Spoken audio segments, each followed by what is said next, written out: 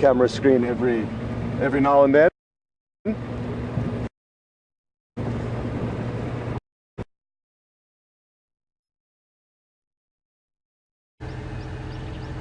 Okay, Pete, we've got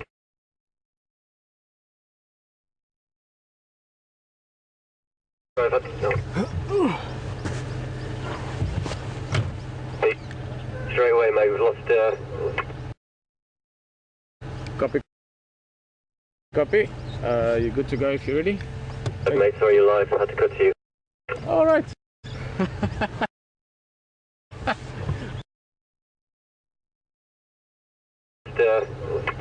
Copy, copy. You're good to go if you're ready? Mate, sorry you're live, I had to cut to you. Alright.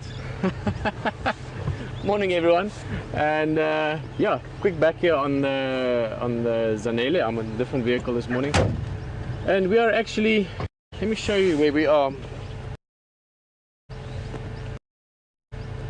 since we might be spending a bit of time here this morning. It's going to go back slightly.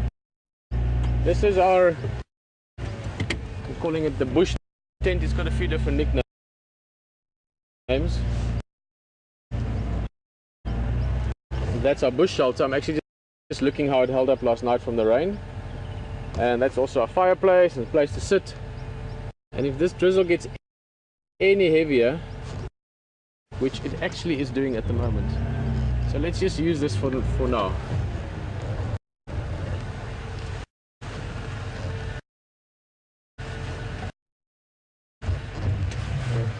Okay, so basically what we're going to do,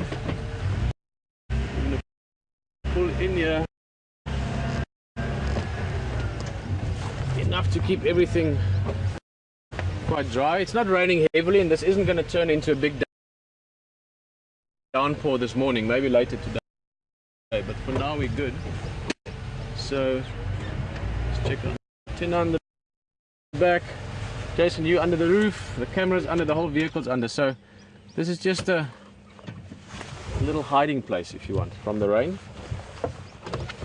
And one of, if not my favorite parts of Djuma Game Reserve quarantine, we talk about it often, it's a lovely area. And if you just look around on the outside, we've got that beautiful sort of landscape area. Nice big trees, nice grass, nice bit of wildlife perhaps. Jason, before you go further, just come here quickly. Sorry guys, I'm just going to quickly do that for you.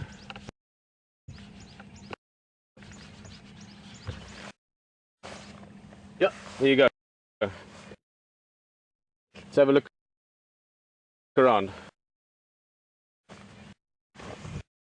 Guys, as I said, this isn't going to be big heavy rain, so we just have to wait it out a little bit. See, maybe there's a few little things coming around.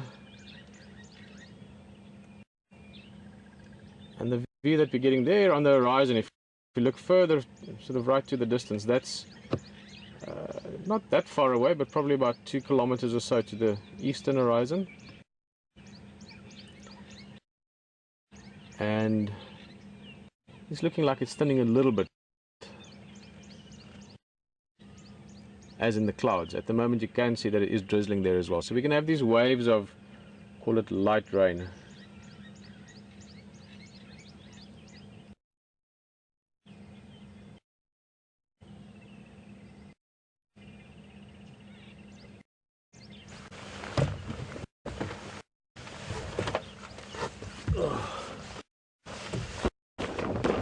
I'm going to have to come and tighten up this, tighten it up a little bit. It's been a few days now, so it's just settling in the whole top, and it's all made from bush things. We got your eyes. Ah, it looks better for now. Looking around, it's a bit thinner there. There's another heavy cloud that side, so I do think we might get a little bit of drizzle again, but nothing to concern ourselves with too much. It's just actually picking up a few drops again. Just take a small drive around. We going to stick close by.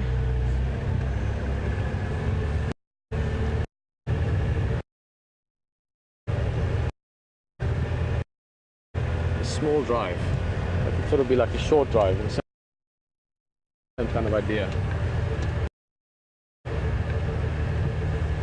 Question. Sorry, Alex. There we go. Wait, oh, sorry, I'm a bit out of sorts with the rain. Alex, you're going to have to repeat that. Just get my comms on.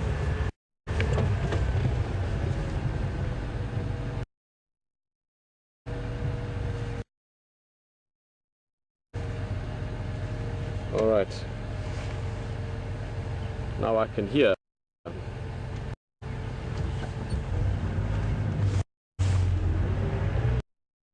All right, Alex, now I can hear you perfectly. Sorry about that.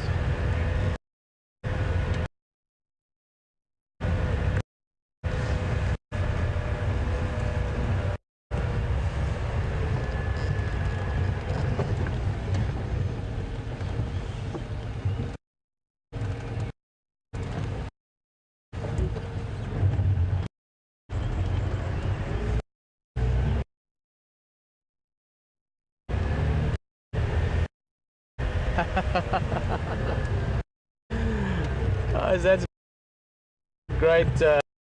I love it, having conversations spanning over a few days. Chris, firstly, good morning and welcome to the sunrise safari. Chris is just asking if I ever got to have my fire there. The other day I wanted to make the fire, but then we had some technical issues, so we had to go back.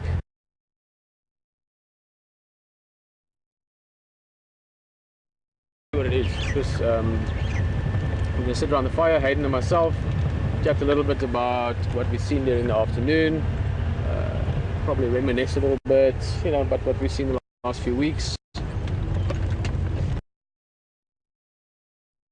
I don't know, fireside chats or sitting around a fire is a very special thing, and having done that many nights and many thousands of hours in my life, I do love it. And the conversation that happens around a fire is something very special. And I think it's not just sitting around the fire in Africa. I think it's something that is part of our sort of primal memory. If you think of having done so for thousands of years, people have sat around fires and talked about things and discussed things. We always call it the bush television.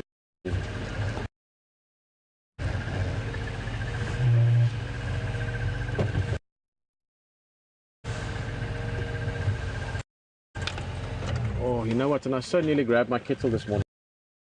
That was actually my plan, to grab the kettle. And help you there, Brian. Sorry guys, just have to... Oh, that's alright. A little bit more.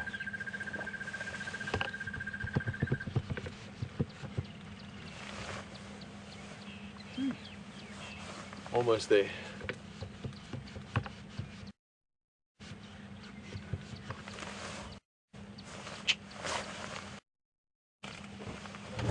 I did almost grab my kettle this morning, and then I thought, oh, too many things going on.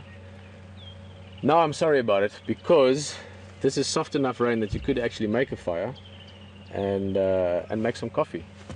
Sorry, Jason. Otherwise, next time we'll have some coffee. Some nice warm coffee would be great now, just while we enjoy this view. At the moment, there's nothing on there. We're going to keep our eyes open, see if anything emerges. I saw some impala in the distance earlier, but they've walked off.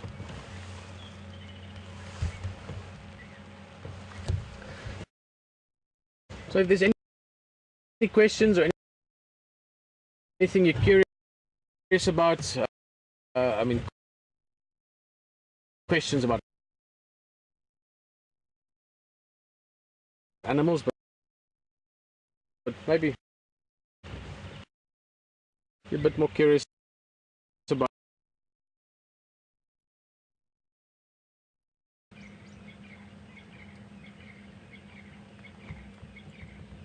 having a nice little look around there. And a question there from Debbie and Torrance, if I'm getting it right, in California. Hello, Debbie. What is it now? There, it's about 9-10 o'clock at night for you. So good evening. Debbie is asking, where in Sabi Sands are we driving around or traversing? Just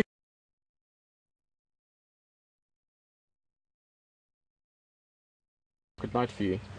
So good evening. Davies is asking, where in Sabi Sands are we driving around or traversing? Just a quick background. Sabi Sands Game Reserve, which is the reserve we're in, which is a private reserve firstly, but ecologically, in terms of the animal life and the ecology, is an open reserve with Kruger National Park. So it is part of the greater Kruger National Park. In fact, that view you've got right there, which is a lovely view down towards the eastern horizon. If you continue in that direction for about, I don't know,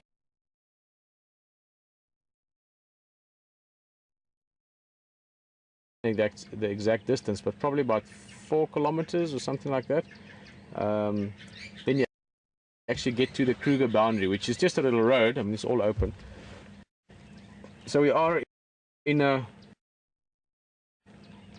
very large ecological area, but where we are physically traversing or driving around is in the northern Sabi Sands.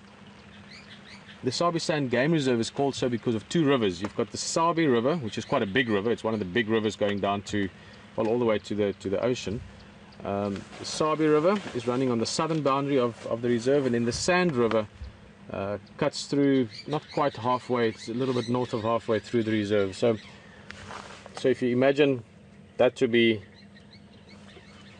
the Sabi Sands, which is almost that sort of that shape, with the Kruger National Park running up in a big area up here, we are on the northern edge of it. So if you were to look on a map, you would see Kruger National Park, you would see Sabi Sands, and you would also see Manyeleti Game Reserve, Manyeleti, M-A-T-I, if I remember the spelling correctly, and we are just south of that. So we're on the northern area of Sabi Sands, just south of Manyeleti, and obviously just west of Kruger National Park.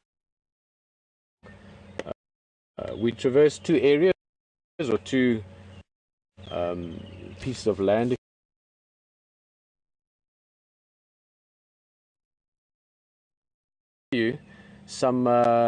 Something I saw yesterday morning. We traveled a bit further out than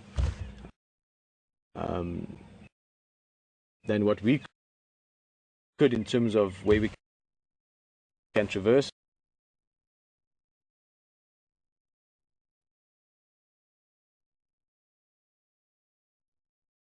Or where we also have signal to do this. I had a morning sort of break yesterday morning, and I went with Joost Danhauser, which many of you might know about. Great photographer, great, super nice guy. He comes to this area very close to 9-10 weeks of the year he visits here. So he comes down very often, knows the leopard very well, knows the area very well, loves wildlife, loves photography, so we had a lot to talk about. And because I was with him and in a private vehicle, because he's got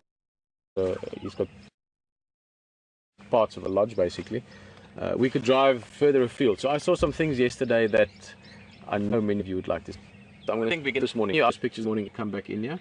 But as soon as it stops raining, what I'm going to try and do, which is now, in 10 seconds, like Jason likes, we're going to go for a little drive around. We're not going to go much further than in a bit.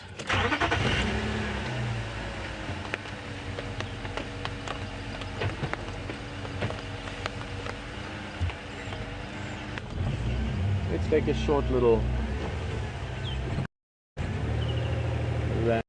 ramble around.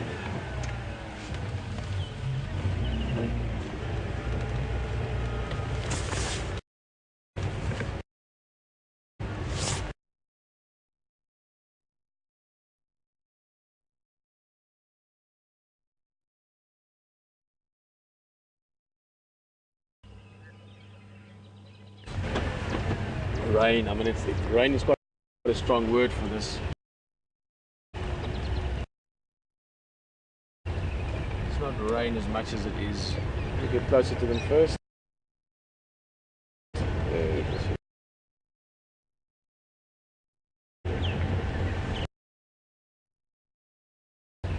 It's not rain as much as it is. You get closer to them first. There you can see them.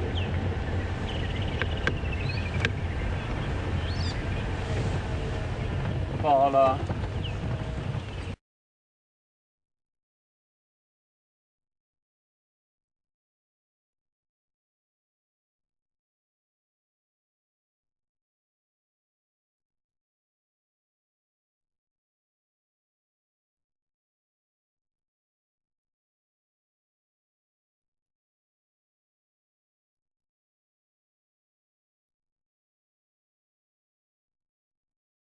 More zebra here. One was having a bit of a roll in the wet sand. Those were the game drives this morning. Let's just see if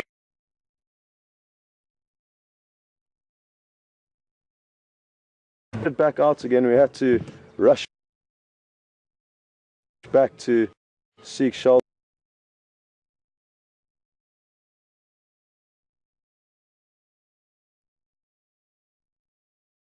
and poke their head from side to side to get a view.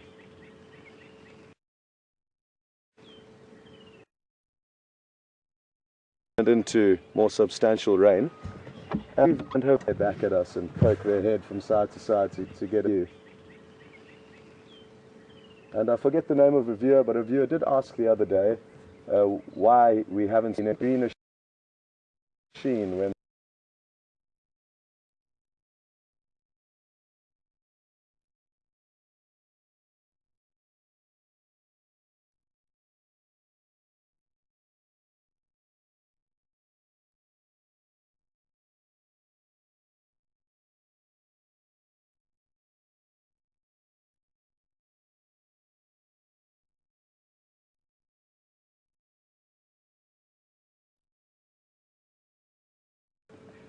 the sun is shining on them.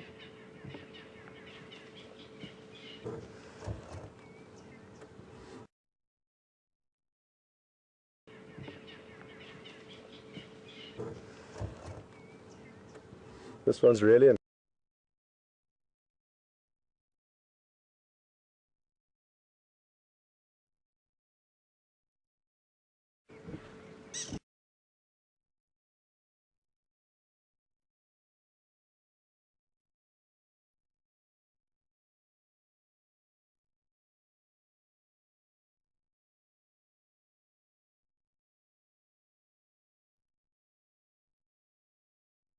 often helps us to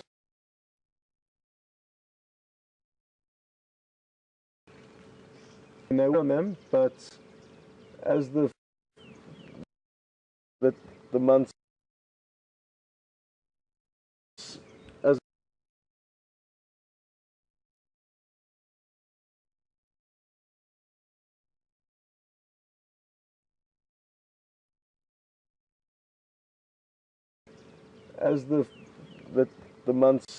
as the next few weeks pass by, these marula fruits will turn to a yellow.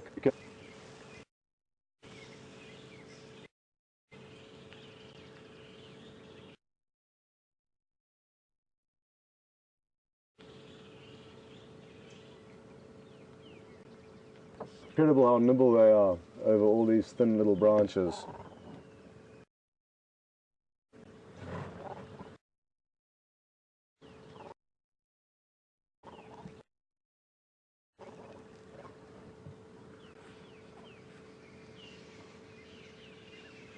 Oh, it's drinking off the tree there. Look at that. That is awesome. Just licking up the moisture that's collected on the branches.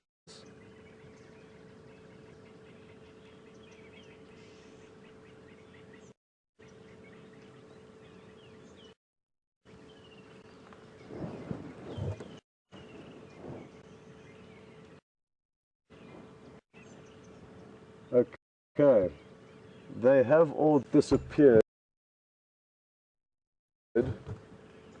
into a less. Oh, I've just seen a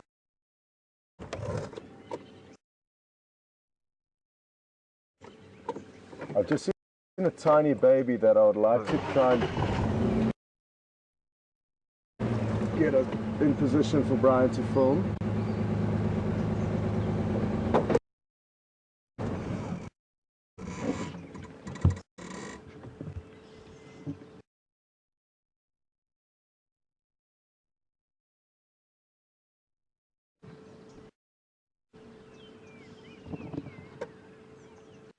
Cute. You can see it's certainly not as well coordinated as its slightly older cousins.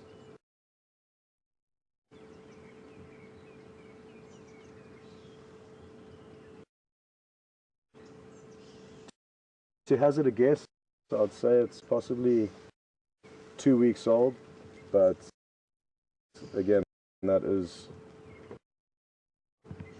a guess. Very difficult to age animals unless you have been fortunate enough to see a birth and then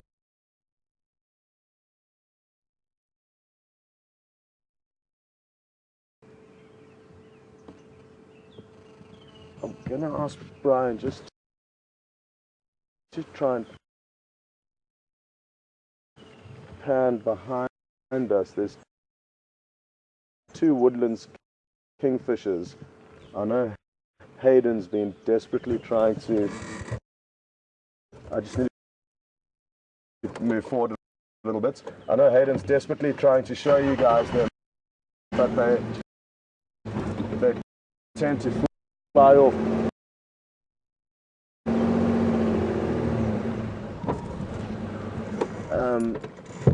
Is that going to work, Brian? Can you tell?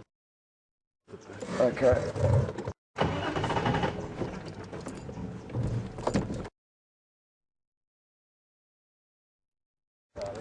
Oh, they've gone.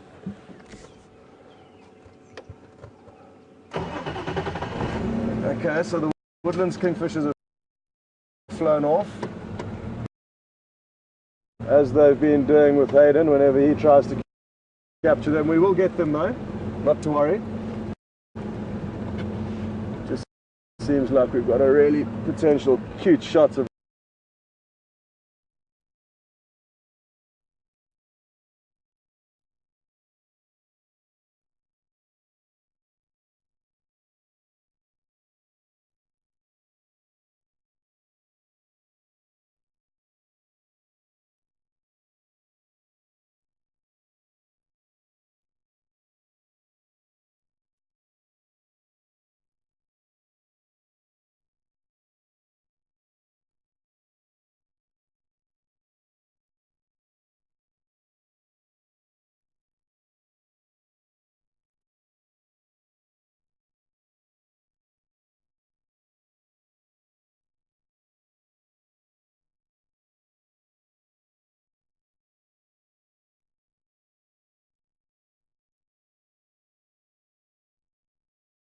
find a leopard over the next few weeks, this trip of baboons.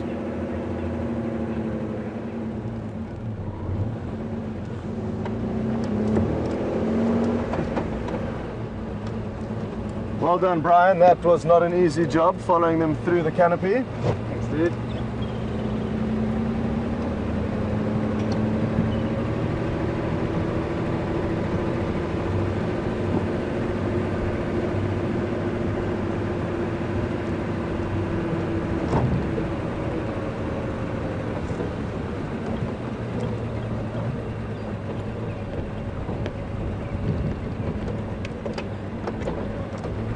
So Karula's last known whereabouts were very close to where we've just seen this troop of monkeys and close to our control room. And like I said that from earlier, that was 48 hours ago. Over the past few months and years, obviously, this is her territory, but in the last few weeks and months I've been told that she has been spending a lot of time around the camp, and there is a possibility that she could be pregnant. In the past, she has given birth around the camp, so who knows how far she is into her gestation period, or whether she did actually conceive young. But we are just going to stay close to the camp and see if we can get any of her tracks.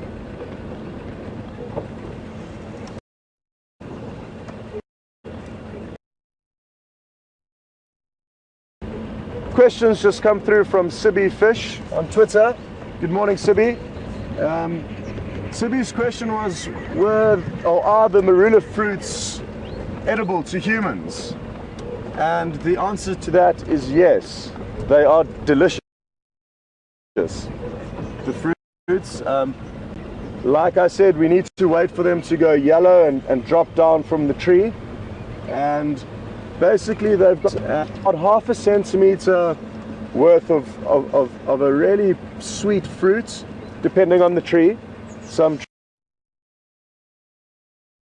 trees have got sweeter fruits than others, and quite a large seed. It's about half a centimeter worth of fruit, and then in the center there's quite a large seed, and within that seed or nut you can find a delicious, or you do find a delicious nut. It's very hard to harvest and very small, but you do take the time to do it. It's delicious. It's almost the kind of texture of a macadamia nut. Very rich and oily.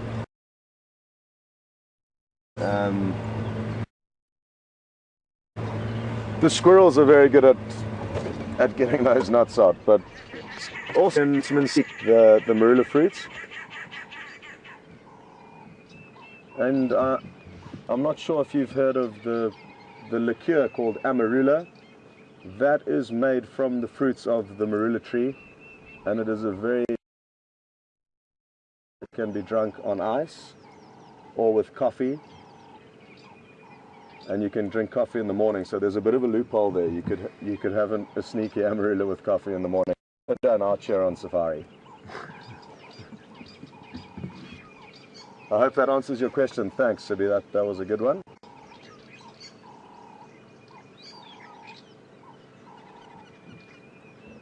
Looks like these hippos may have found some amarula liqueur last night. They seem quite relaxed and in a daze.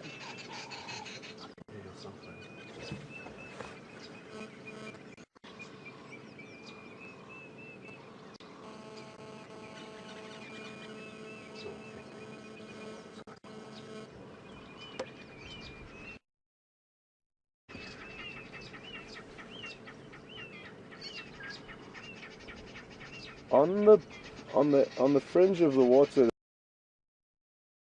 there's an interesting predatory bird called a and I'm gonna try and zoom into it. Water, there's an interesting predatory bird called a and I'm gonna try and zoom into it. It appears to be hunting, so it would be worth us spending on frogs mainly. And what they do is they kind of load up that very long neck of theirs and then spring it forward and use their very sharp bill to, sometimes depends on the prey species that they are going for. But let's keep watching and hopefully we will see a kill of sort.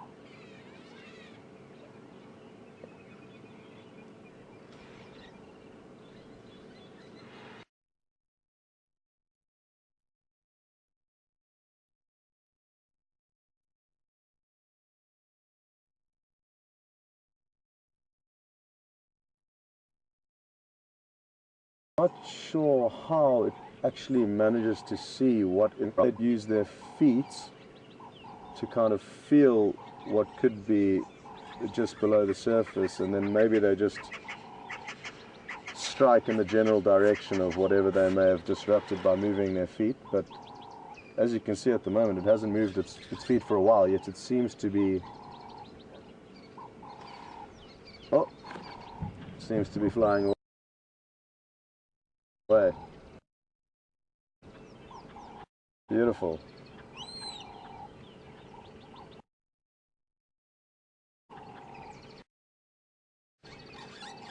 Maybe it's decided to try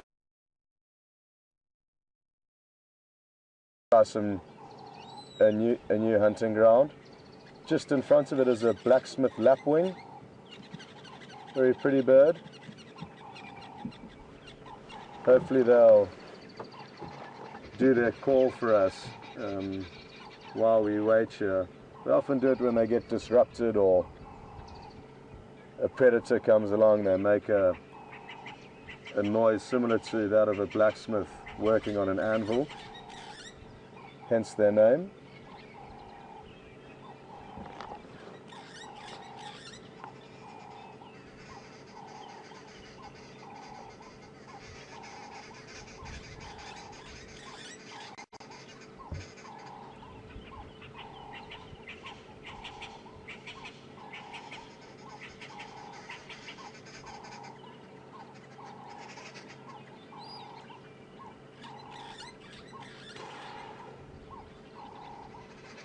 You can see that big rise just on the edge of the screen there. That looked like quite a sizable fish.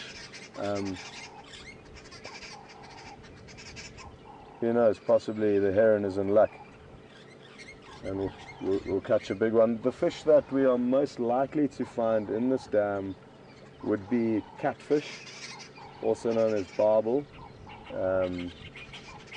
Quite a prehistoric looking fish with big whiskers out the front of their mouth, and they typically feed on anything that falls to the bottom of the dam. They are bottom feeders. Oh, let's watch this heron. It seems to be loading up for a strike.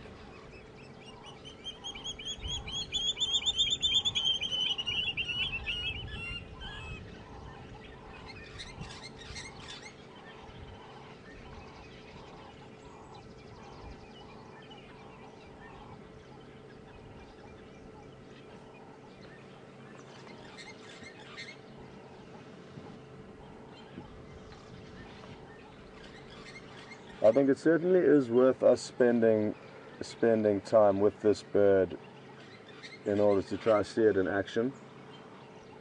So do bear with me. I think it, all good things come to those who wait, the old cliche.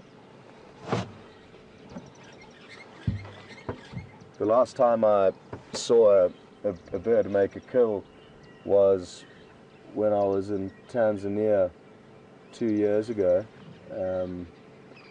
Very beautiful bird called the saddle-billed stork, and it actually caught a small catfish. I might even be able to put up a photo to show you guys.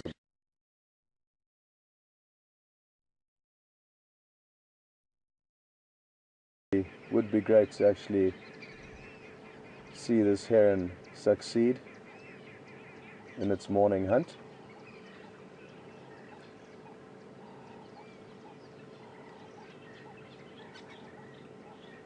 Also, by having the vehicle off and waiting in one place, it allows you to really understand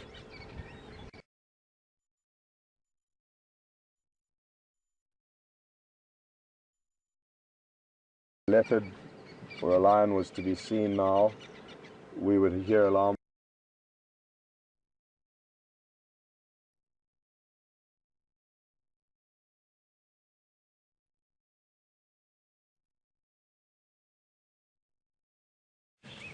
Alright, well, that's another quick jump this way.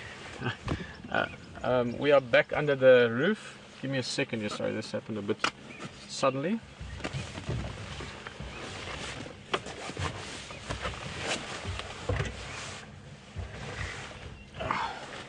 Alright, let me just get my comms on. Guys, it is drizzling a little bit again. We went back to those blue wildebeest, the herd that we've been following on and off the last few weeks, or last week or two. And, well, there's good news. There's at least 2 new calves. The one looks like she was born, or he was born, I was guessing about an hour and a half, 2 hours to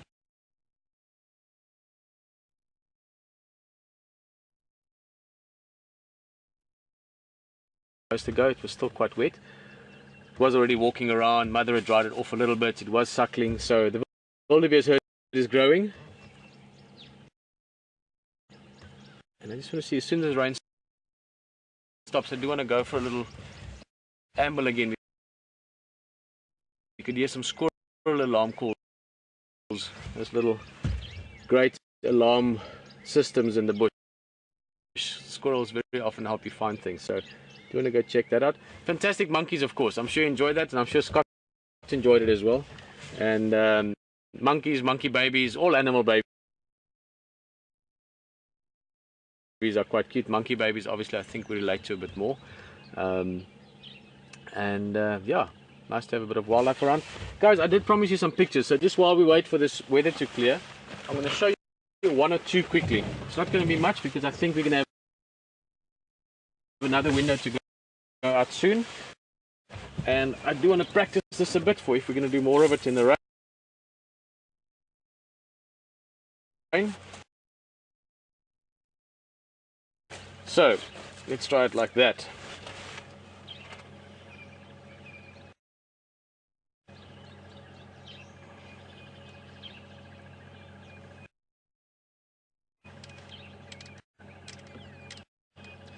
As I promised, this was last night. This is just a quick recap from last night's drive. Let me just get this right. How's that? A little to the right, Jason, and as close as you can go. Cool.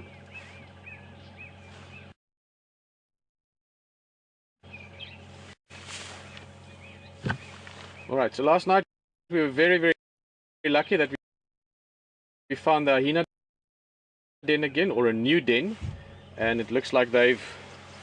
Sorry guys, I must just said we have to practice this a bit. Slightly more right, Jason. A little bit. Perfect, thank you. We were very, very lucky that we found... We want the older half-sister of Quarantine and Djuma. So Karula has had 4 litters of cubs. The first litter, 2 females, which this was one of them. Tandi, we used to call her Saseka. Both those names, Tandi and Saseka, mean beautiful. She is an absolutely beautiful cat, and I'm going to talk about her, but I want to talk a little bit about photography as well here. We had the amazing opportunity. See, they were in very, very thick bush, so we couldn't see much of them, and they were also in an area that we couldn't enter. They were right on a boundary. But when she came back onto the road, and this was early morning, we went out on game drive. We were on the road 20 to 5 in the morning already, so about 20 minutes before sunrise. She was walking in the shadows, so beautiful soft light. If you look at that. But then we saw that she was walking up towards a little bump, and if you look very carefully, just there, can you see a bit of sunlight coming through on the ground? So got very excited. Yours is also into photography, so we actually talked about it. And then she walked into the light. If you look there very carefully, there she's still in shadow, and her face is walking into the light there. Now, in this case, I was actually just trying to get as close as I could get in her face. So I wasn't really going for composition here, but I was trying to get that early morning light in her face. And you can see there's still the back quarter, her back side and her back is still in shadow. So much so that as she walked into the sun, you'll see just now she actually blinked. There you go. Actually closed the eyes because of the brightness, like we do as well. And then continued on again. Beautiful cat. Tandi, as I said, meaning beautiful. This is her again, a little bit more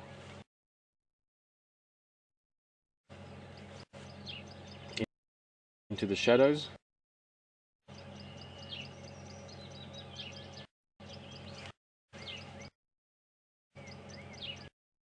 Guys, just look at the face of the leopard. They've got great design for moving through thick bush or moving at night, and they can't necessarily see that much, so they've got big whiskers on the side of the mouth, or on the whisker area on the top lip, and those can fan out so they can really get a sense of what's moving around them. And the same with on their eyes as well. Just look at the length of those whiskers above the eyes. Well, they're not eyelashes, I don't know what you'd call them, eye whiskers.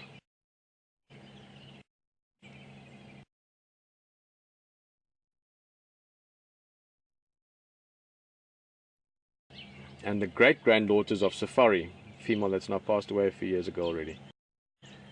There you can see both of them chasing each other.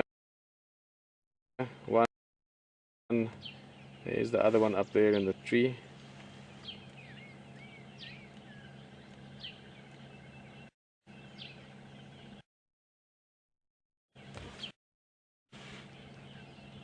Even at this young age, 3 months old, extremely athletic little guys.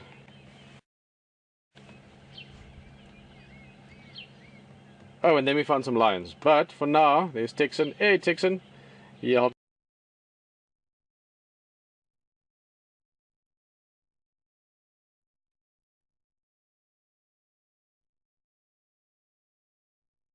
But it was the Nkuhuma pride and the Matimba male, not the male that we saw mating a few days ago. The other male.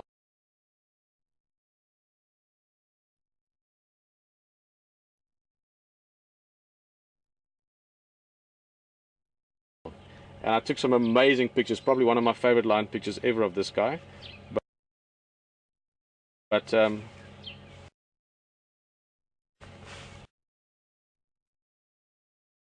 that will be for if it rains again. For now, we're going to drive around and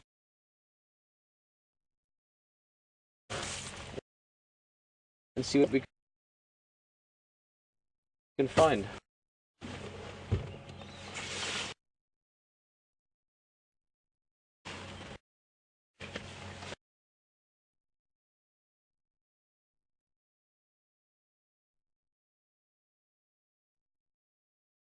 Go see other parts, and I'll bring back pictures. I'll come tell you the story. But also, again, depending on what happens weather-wise, we'll talk a little bit about photography as well. So those of you that enjoy photography,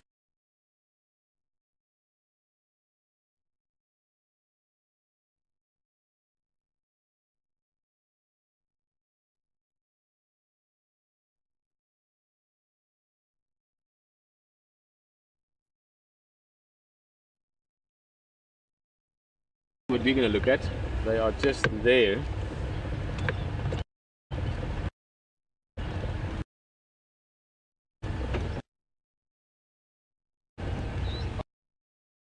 Oh, this should be quite nice actually. Don't fly, don't fly, don't fly.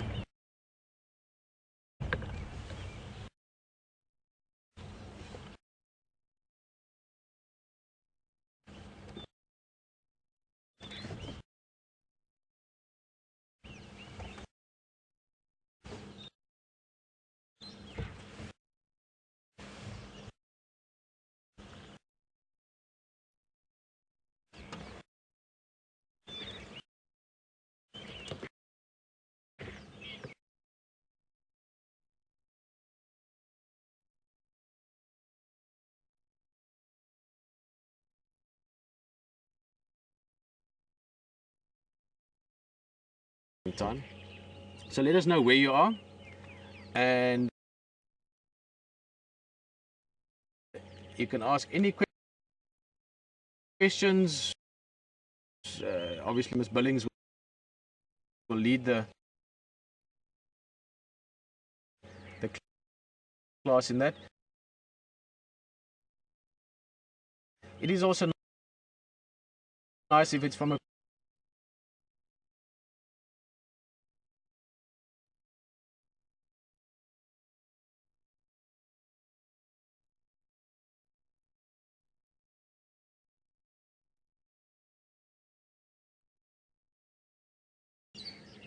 southern yellow-billed hornbills, if you want to be specific.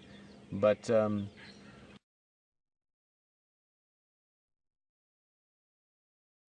these are the guys that great character Zazu was based on. And we're going to follow them a bit. They're fascinating characters.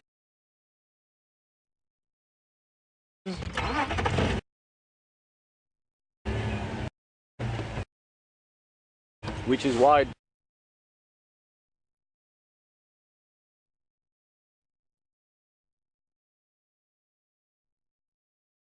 Disney sort of immortalized them in their epic story of the Lion King.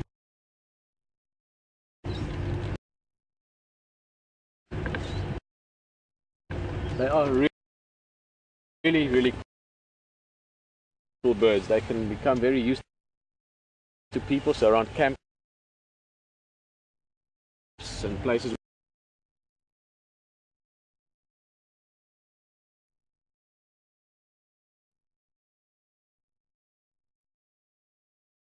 is to listen.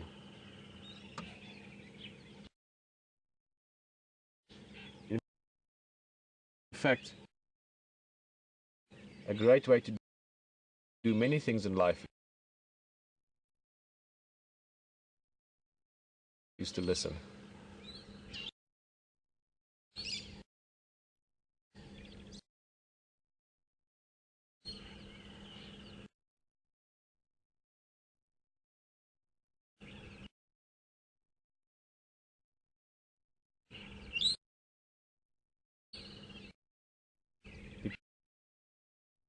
Because if you listen, you can understand a lot of things, and in the case of birds,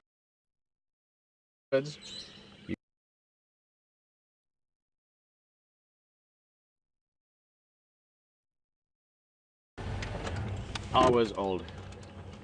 Yes, definitely. This little impala just trotting off there. Don't be shy, guys. Would have been born somewhere in the course of the night. 3-4 hours at the most.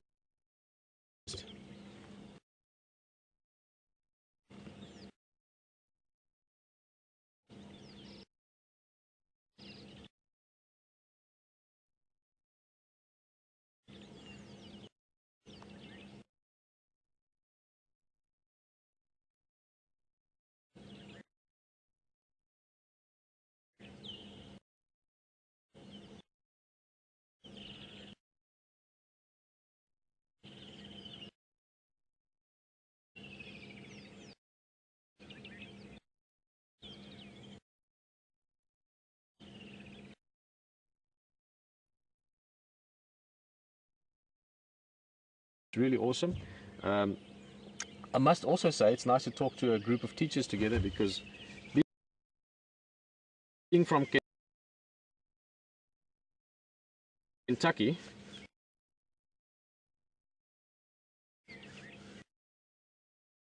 you guys are not in school at the moment. You've got sort of an off night, I think. Because what is Kentucky? I'm just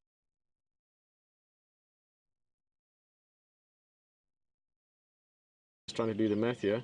It should be about 11 o'clock at night. Let me know if I'm an hour or so out or not. So 10 o'clock maybe. It's still early in the morning, so my brain is in bush mode. But guys and girls, ladies and gentlemen,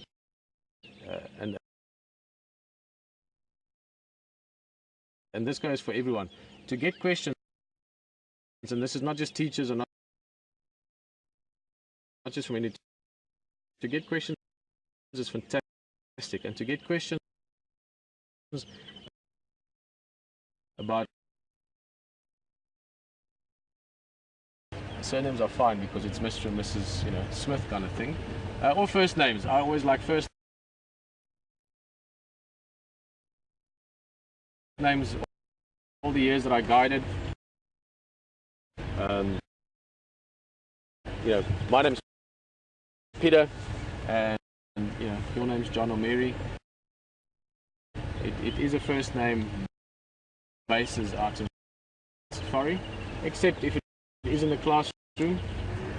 But guys, this is something, while we're talking about it, we've got 6 teachers there, so if you guys all speak to 6 teachers again, the whole 6 degrees of separation thing, we could quickly have a lot of teachers on board with us. And while we're following this Impala, I'm going to ramble on a little bit. We've been talking about trying to get so many people to witness one live wildlife experience together. During Big Cat Week, maybe towards the end of Big Cat Week, and I've mentioned it a little bit on air, and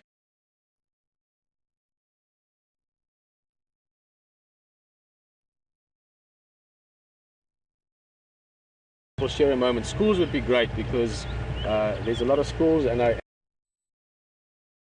I do think this ties in many ways with many levels of education.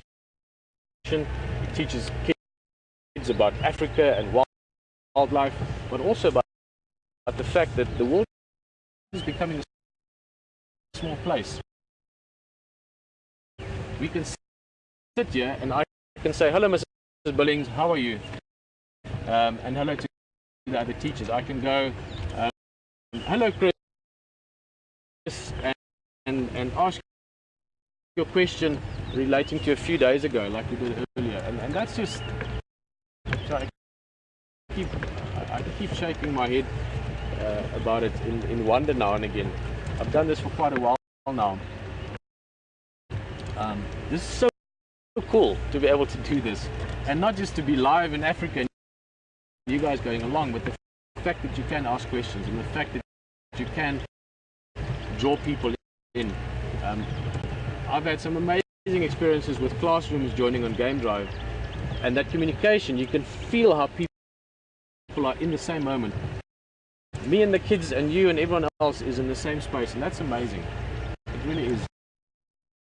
It's not that I'm in Africa and you're in Kentucky, it's more that we can share this mutual space which is happening right now. So yes, please get your classes on there, get all of them together, get them all in the big assembly hall and do a game drive together like that, or from the class itself.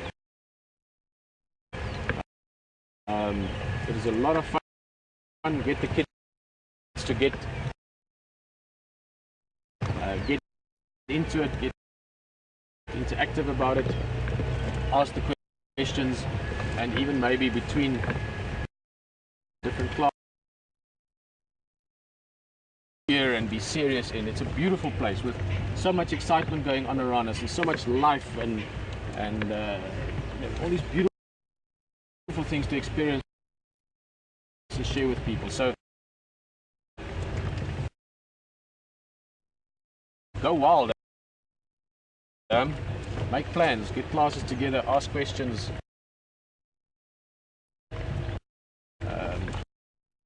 Let me know the other teachers' names so I can say good evening to them as well. We are at the wildebeest. Let's just see how that view works for you, Jason. Okay,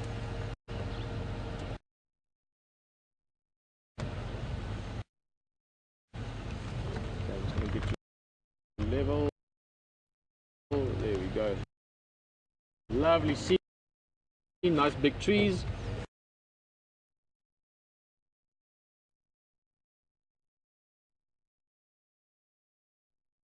They've all settled down. So I guess I'm just going to get you level. That's good.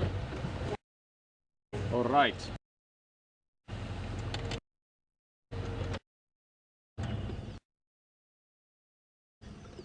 These are blue wildebeest or gnu, and we're going to talk a bit about their things. So Donna from Nebraska, great to have you on Drive again. Donna's just asking what other animals we've seen being born. Now Donna is referring to we've had two amazing drives, both sunrise drives or AM safaris, where we saw wildebeest being born. The first one was Hayden driving along, and VM, which we now actually call wildebeest as a nickname, which means wildebeest, which is the name for these animals. Sorry, I have to chuckle about it because wildebeest from an English ear might sound like just a strange name for an animal, but directly translated it comes from Afrikaans, which means wild beast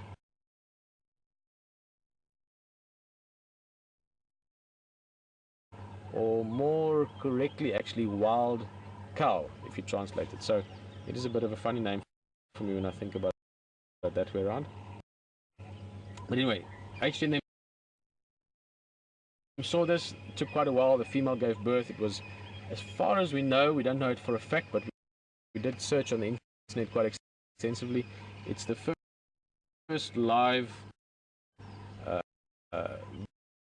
wildebeest calf being born. And oh no, that's maybe not. I was just thinking there's one female that looks like she might start. We'll keep an eye on that. I'll point it out if it becomes obvious. Then we joined them towards the end of the, well, after the birth, and then another one happened, which is in here. We'll find her, the one female that you can actually recognize. Jason, do you see her? Guys, that female, I think the one that's sort of almost squatting there now. It was. She's going to give birth just now. Oh no, sorry, she has given birth. There we go. That makes more sense. This one here, that one. That's secretive when it comes to the sort of actual birth time of the baby or the lamb. Look at that little guy. That's hours old. I would go. What's the time now? It's now just after 7 in the morning. 2 hours, if that. Already it's got balance. Already it's moving. Never ceases to be amazing for me how they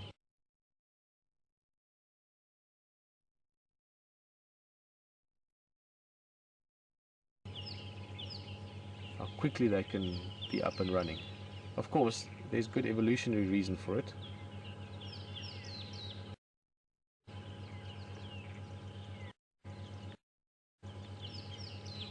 Hey little dude. Little guy. So he's just, that's almost awkward when they're this small.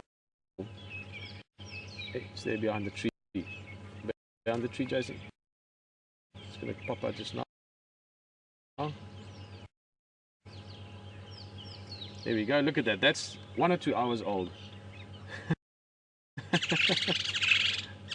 The running is actually easier than the stopping.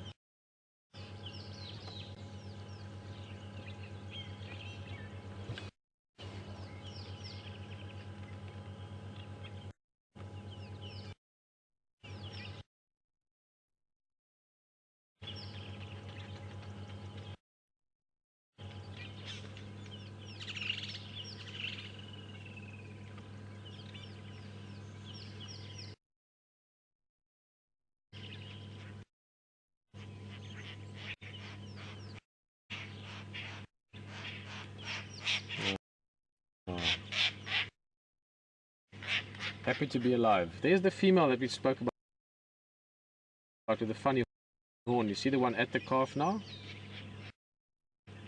That's the one that we saw the second birth from, and her calf is known as Brian.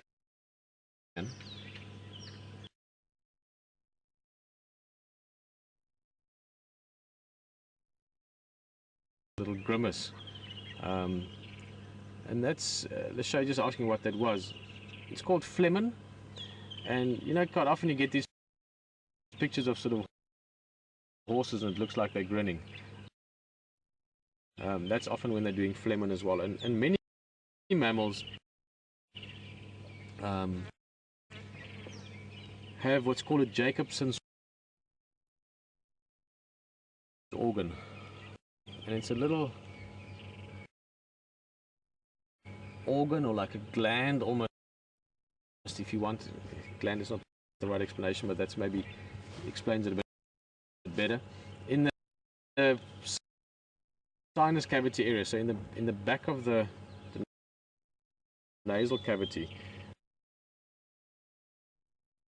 and these animals can smell normally from urine, so they will smell the urine of, in that case, she actually smelled her own urine, which was quite interesting. But quite often you get males, maybe the bull, wildebeest bull, will smell the urine from a female, and they can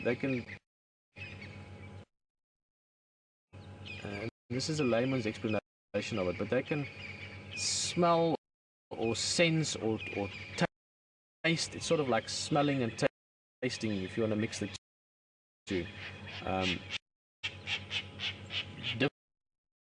Different messages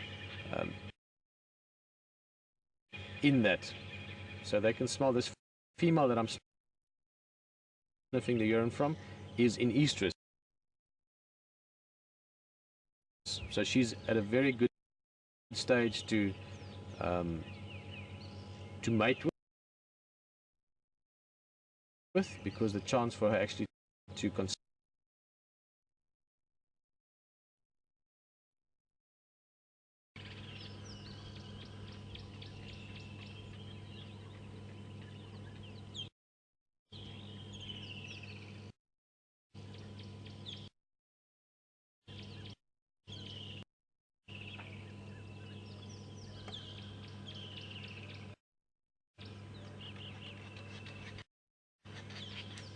these wildebeest are just getting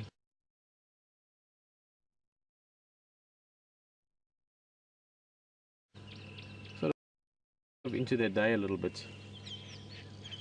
It was a bit wet and drizzly earlier. For now it seems good. I think we might have a bit of drizzle again in 15 minutes or so.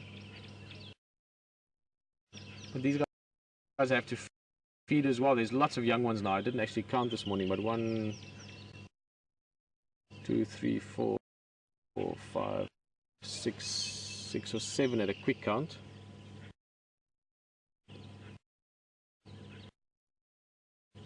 And even though these calves won't be grazing yet, although they do start quite early to start eating grass, the adults obviously need to make sure they're getting all the food they need.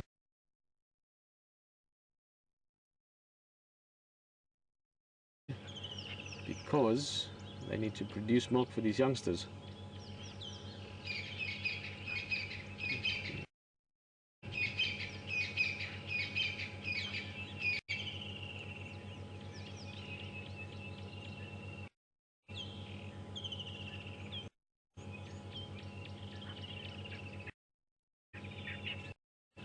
It's gone very quiet out of Kentucky. I would have thought 1 or 2 more questions from a few teachers would be easy. I don't really know teachers to be stuck for words.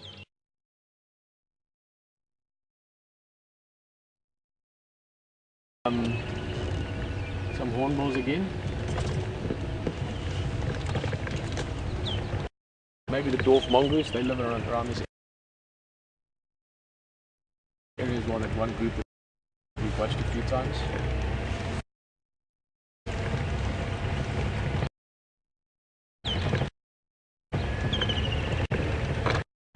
And if you've maybe just joined us,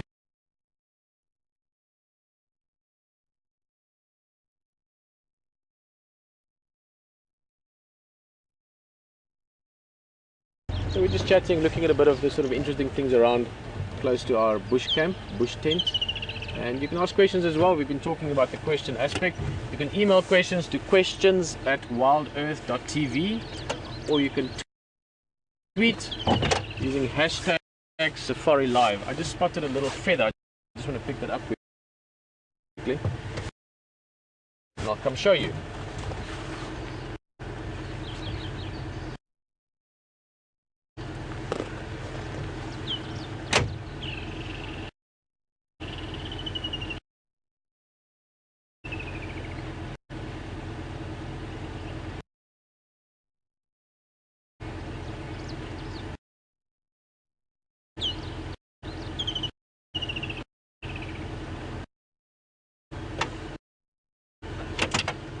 Look at that one actually. Jason, I don't have my earpiece in, so let me know if there's any news. Guys, this is from a bird that we don't see that often, because you can't normally get close to see them, but we will see them at some stage. This is from a lilac-breasted roller.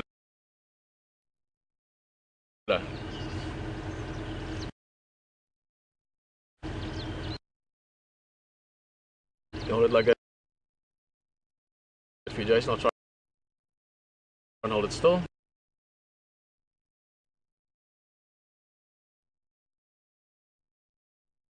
Take big feathers like from vultures or eagles. Sometimes you find these really large feathers. Pelicans, where I live on the coast, you can take a feather like that, and even just doing that with a feather, moving it through the air, you can feel a bit of lift from it. So it's quite interesting, but it's quite a beautiful feather from a lilac-breasted roller, insect-eating bird. Let's leave this here for Hayden. He's driving this vehicle this afternoon.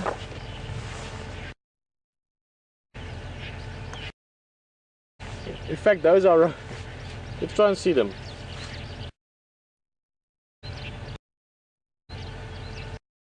I can hear lilac-breasted rollers calling. They are busy flying. They do these beautiful display flights, which is where they get their names from.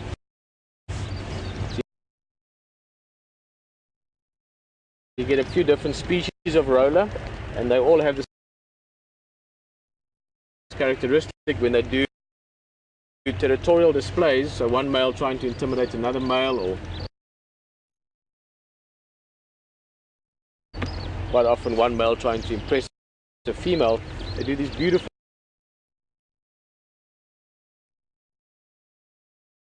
big loops and turns and real acrobatic flight, you know, sort of Red Bull air races kind of stuff. And that's where the name roller comes from. Have a close look at this area that the squirrel was calling this holding, that I agree with. What do you think it's going to do for the next 15 to 20 minutes? I think it will continue holding. You think it'll continue holding? I love an optimistic man. I'm a massive optimist myself, so the glass is always half full. Almost always.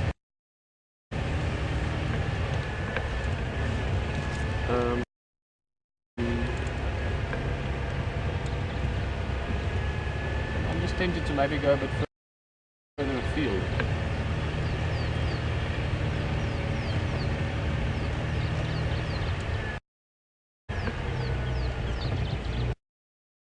Let's do so for a little bit.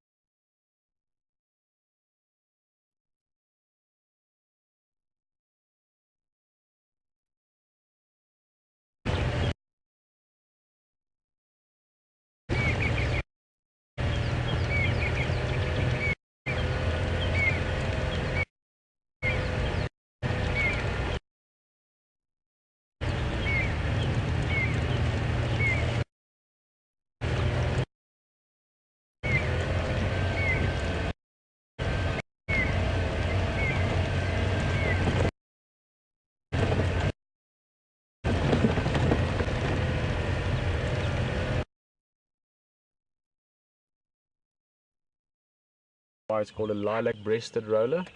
I explained the roller part of the name earlier. And it's got a lilac-colored breast. And in flight, when this bird takes off just now, you will see they've got spectacular wings.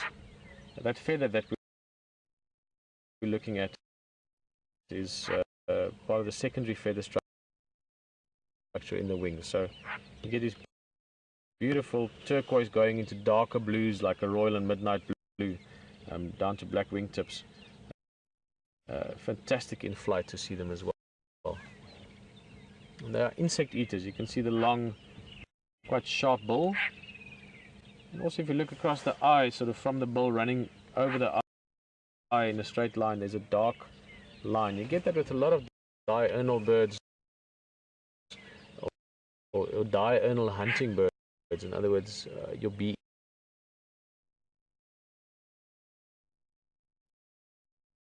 eaters and flycatchers, that kind of thing. You often get that dark stripe across the eye, which just helps to reduce glare. It's very bright. It helps to reduce the amount of glare that you get in your eye from light reflecting around your eye. And in the case of the black mark, not reflecting.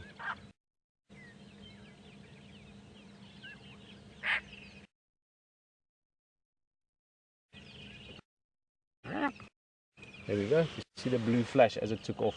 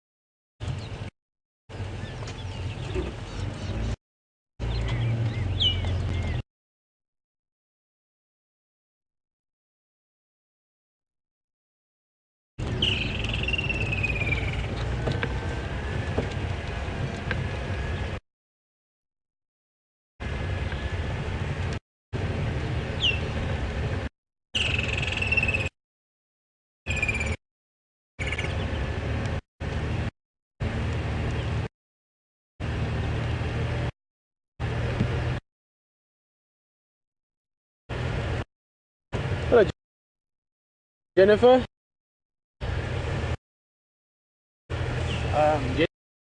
Jennifer is asking the size of that roller.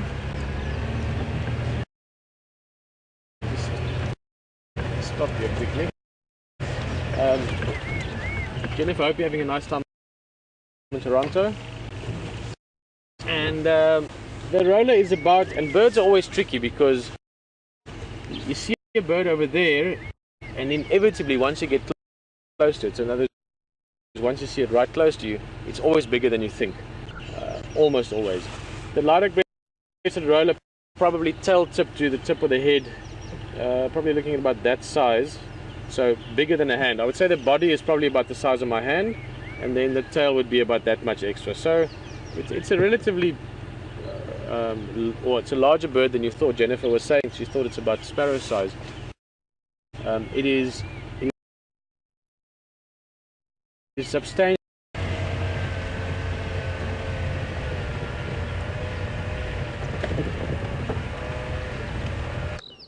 Welcome back, folks. Welcome back. So sadly, the feed was lost when we were watching the heron hunting. It did actually manage to catch a fish shortly after we lost connection with the control room. So hopefully we'll be able to get that video up onto the website at some stage for you to see. And we've just found this herd of elephants. The rest of the herd is in quite thick vegetation, but they could be feeding slowly towards us. I'm going to try and see if we can get into a slightly better position. Yesterday, and what a great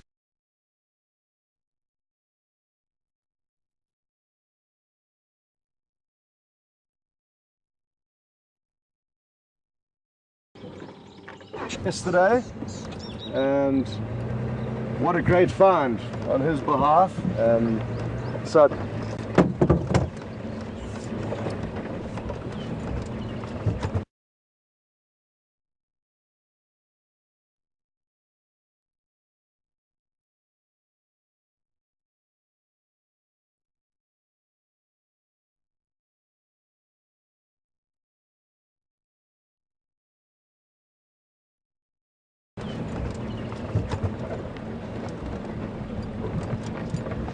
we can do, as you can see, the vegetation is very thick, so it will be difficult for us to off-road in here.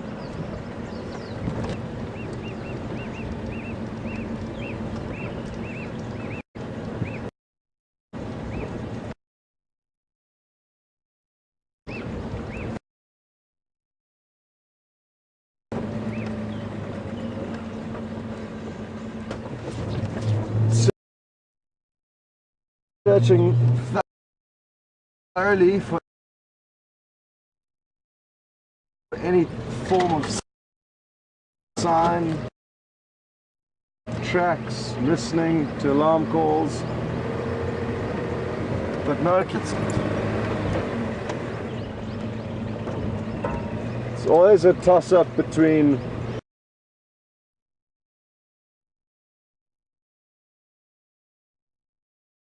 searching thoroughly for any form of sign, tracks, listening to alarm calls, but no,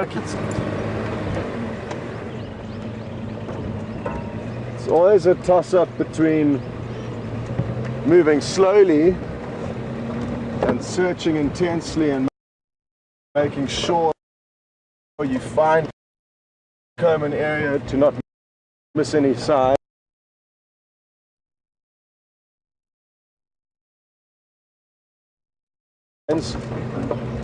Or the other end of the spectrum is just driving around quickly, covering territory, hoping that you may bump into something. So those are kind of the two different ends of the spectrum. At the moment,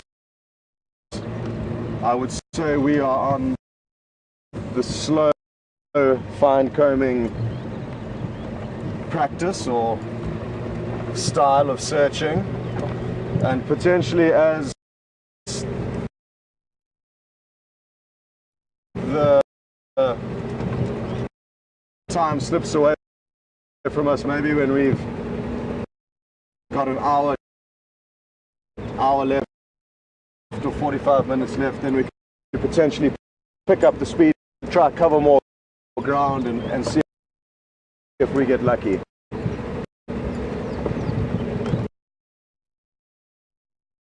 That's the game plan that we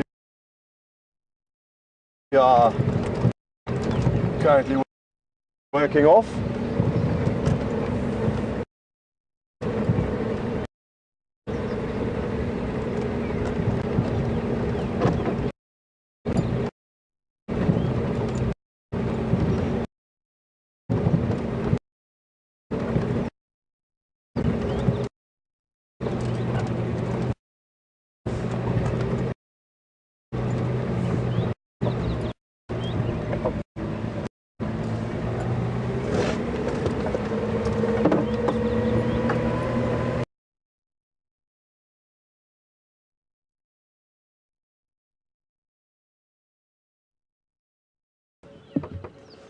The tree that we are currently parked on top of will pop back up as soon as we continue driving, so it's important to know that we're not. It's important to know the type of vegetation you're driving over, because some of them are very hard woods with a drive over those, because that would potentially snap them.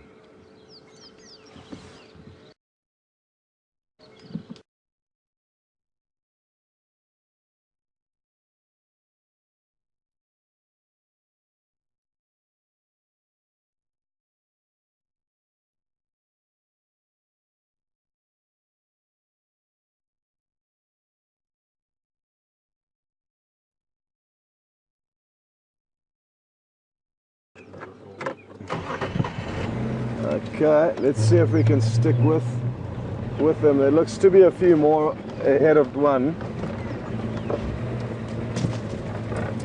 Hold on, this might be a bit bumpy.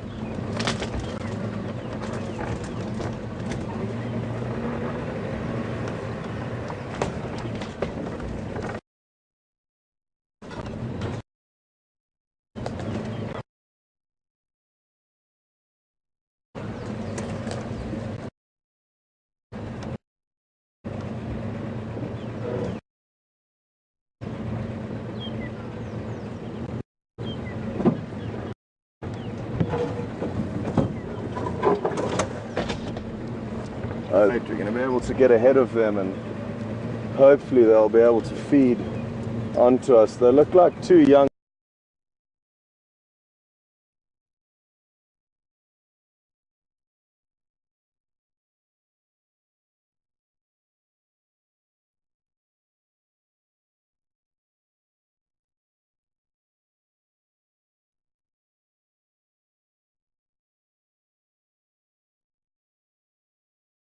Onto us. They look like two young bulls, which also are quite good to view because they're just watch the tail wagging happily.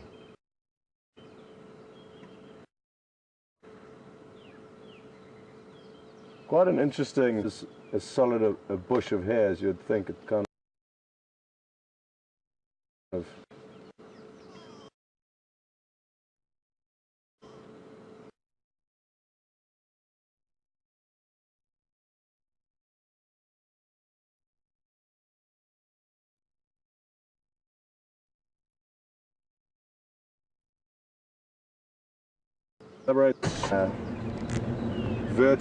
horizontal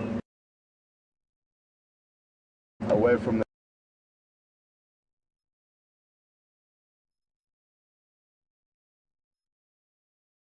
looks quite scraggly.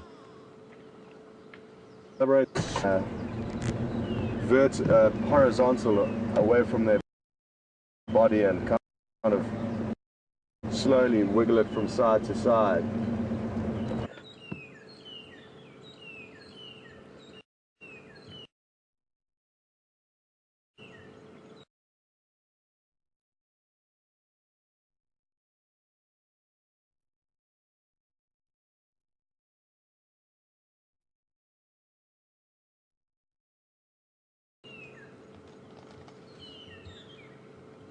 Massive quantities of vegetation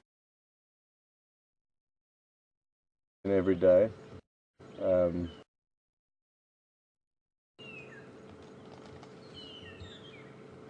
Massive quantities of vegetation every day. A kind of rough estimate to you'll be consuming about 160 kilograms a day.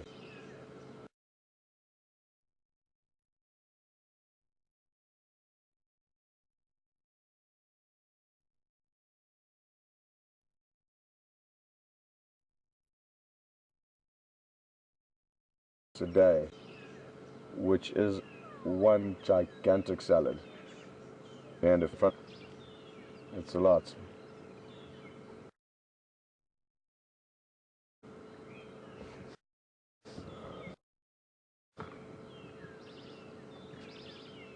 And various trees will store their nutrients in their roots, typically during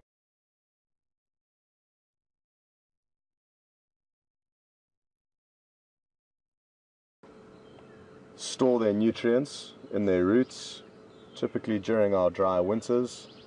They bank all their nutrients in the roots. You typically find elephants pushing over trees more often to gain access to these roots. all the nutrients.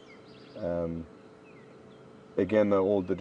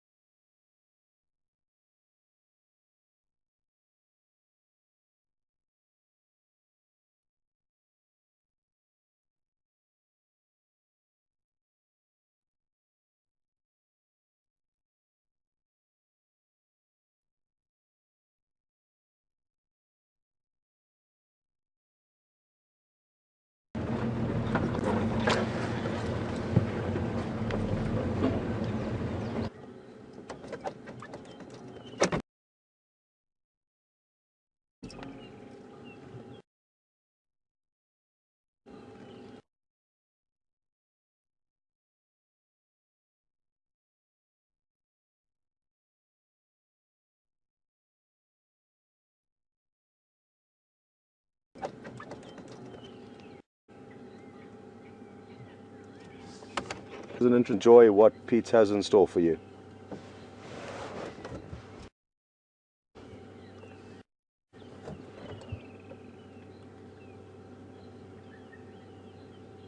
Back there and walking away down towards the hyena den that we found active last night. Sometimes it's difficult, but always it is fun. Watch what they're doing. So they've got a little watering spot just close to the den. The den is only about, not even 100 yards from here. This rain we've had means that there's lots of water everywhere now. Just these little seepage 100 yards from here. This rain we've had means that there's lots of water everywhere now. Just these little seepage ponds. Now maybe not big pools of water like for elephant herds or for buffalo herds, but certainly for she's having a nice lie down in it. It's not even that hot today, but she is very heavily pregnant. I will not be surprised if in the next few days we suddenly see one day that she looks much leaner. Who's up to next? A bit of pun intended, I guess. Once the youngsters are born. And then Dapandula, the youngster that we saw last night. It's nice to see her around. Very fortunate that we saw them walking up the road as we were heading down, just because otherwise we would have gotten to the den and there would have been no activity. We would have obviously seen the tracks, so we would have known that they were there this morning, but we wouldn't have necessarily found them where they are now because they tucked into this little dip here.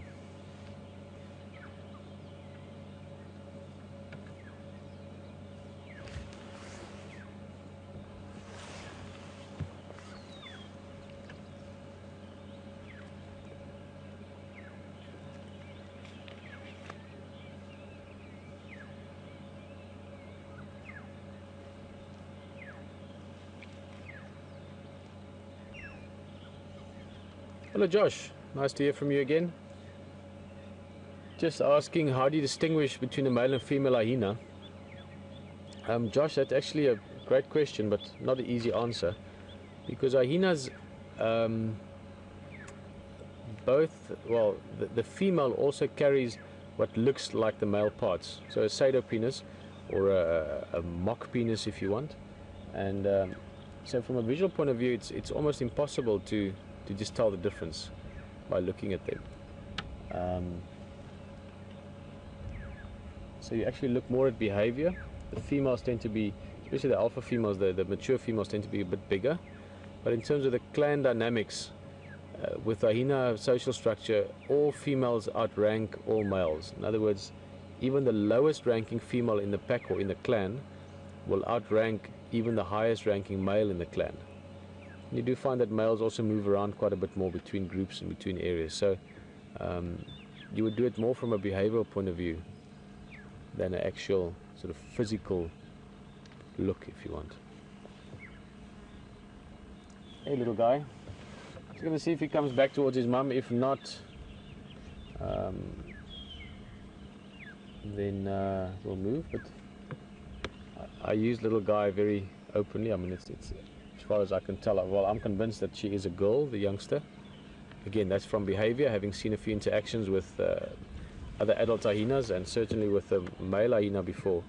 It was very much the behavior of a confident, dominant animal. And with hyenas, the youngsters normally inherit the rank of the parents, and mostly it is the alpha females that have, more often the offspring.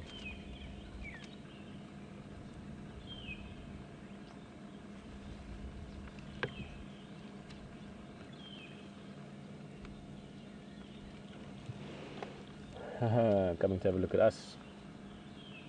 We will become good friends over the next few weeks, especially if they stick around this den site.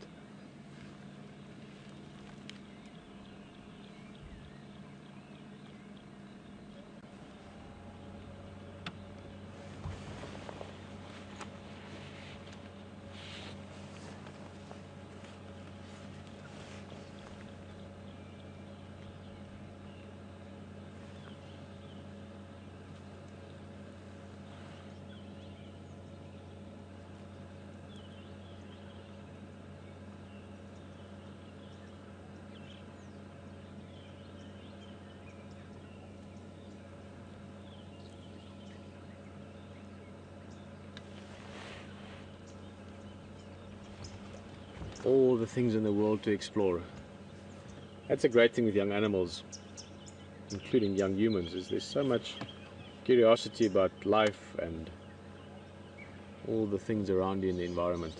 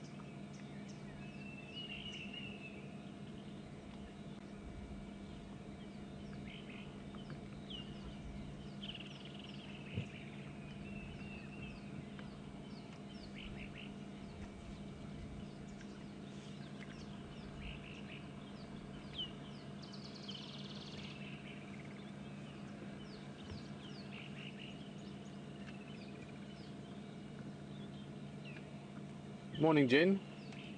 Just while we're looking at this hyena female cooling down nicely, having a sleep there, literally in the water. You can see her belly all wet from the mud. She is massive. I mean, she's going to have youngsters, today maybe. Jen's just asking, where's that youngster gone? Exploring. Jen's just asking if hyenas ever bring their kills back to the dens. Not really, or not in the sense, if I think I understand the way you mean this, Jen, is that they don't catch food and then bring it all back. For instance, like wild dogs to an extent do that. If they've got little puppies at the den with the alpha female staying there, they will often hunt, eat big chunks of the food, and then run back, even if it's a few kilometers. Whoa, what's that? Oh, sheesh. Something gave... What was that? Something gave her a huge fright. She's running all the way back towards the den now. Now she's stopped. Mum's popped the head up as well, or the adult female. It's actually not likely to be the mum of this one. But what was that about? It is a young animal, so it could have just been a scrub hare or a bird flying funny that just gave it a fright, and it's reacted to that. But Jen said they don't really take food back. As I said, wild dogs will do that. They'll carry big food back and then regurgitate it for the alpha female or for the pups. Hyenas feed where they get the food, but they will take some food back. you often get old bones and bits and pieces around the den site for the youngsters to chew on. But it's not like a specific habit where they hunt and then take the food back and feed at another location. They feed where they hunt. Oh, buffalo running through here. That's what it's about. What's that about? There we can just see them a little bit. Two big buffalo. I don't know if we'll actually see them. I just saw them through the back, crashing through there. But now, exactly as this hyena is doing, that's leaving me very curious as to why are those buffalo running through here.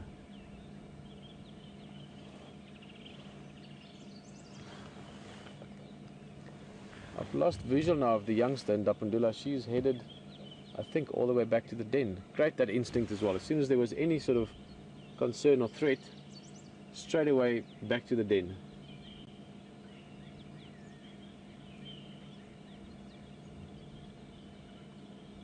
Still not sure why that was.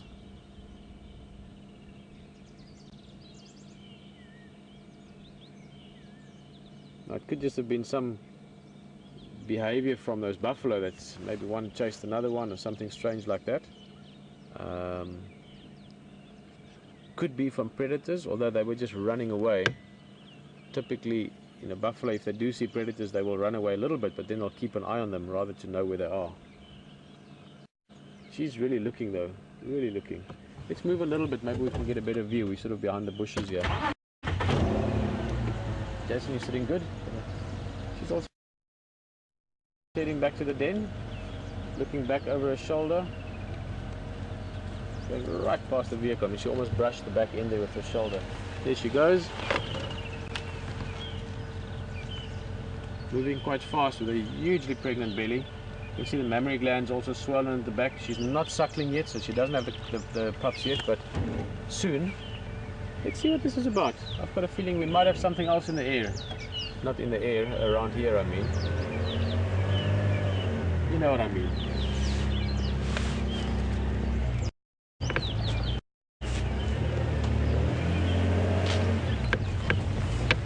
She was looking that direction.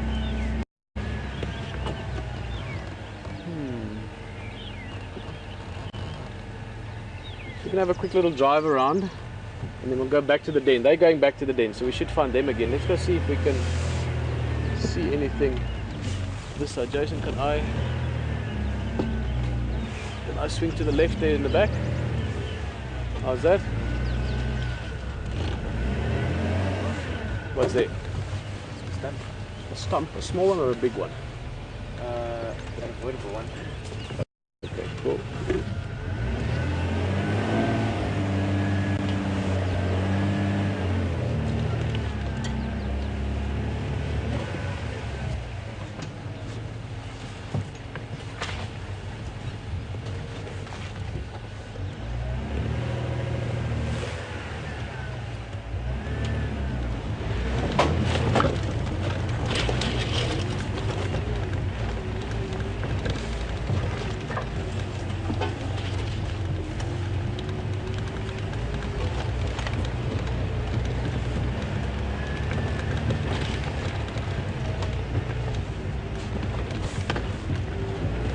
Let's see what those buffalo might have been running from, or what the hyena might have seen.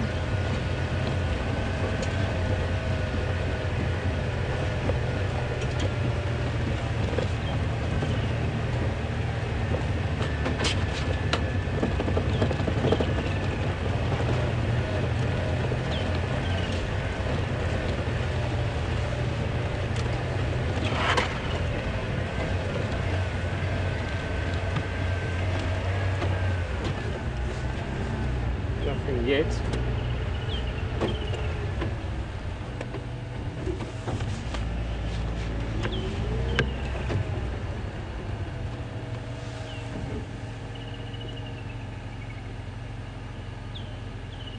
No.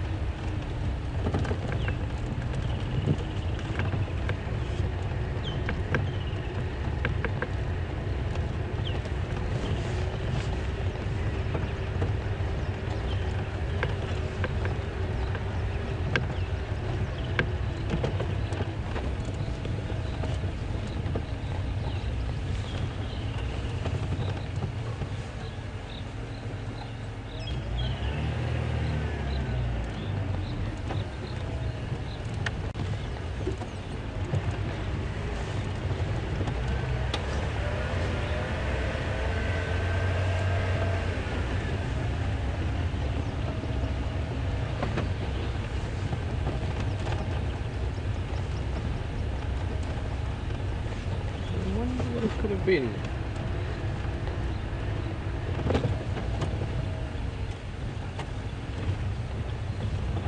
There's a kudu or two, and it's a little bit difficult to see, but you can see two of them in the left. One is lying down, so they're not too concerned. Although I must say that that one female, that one there, beautiful view through the branches here. Those silver cluster leaves again that we spoke about earlier. Ah, that's lovely. She is listening and looking quite intently, not at us. But I haven't seen any tracks now. I mean, obviously you can miss tracks.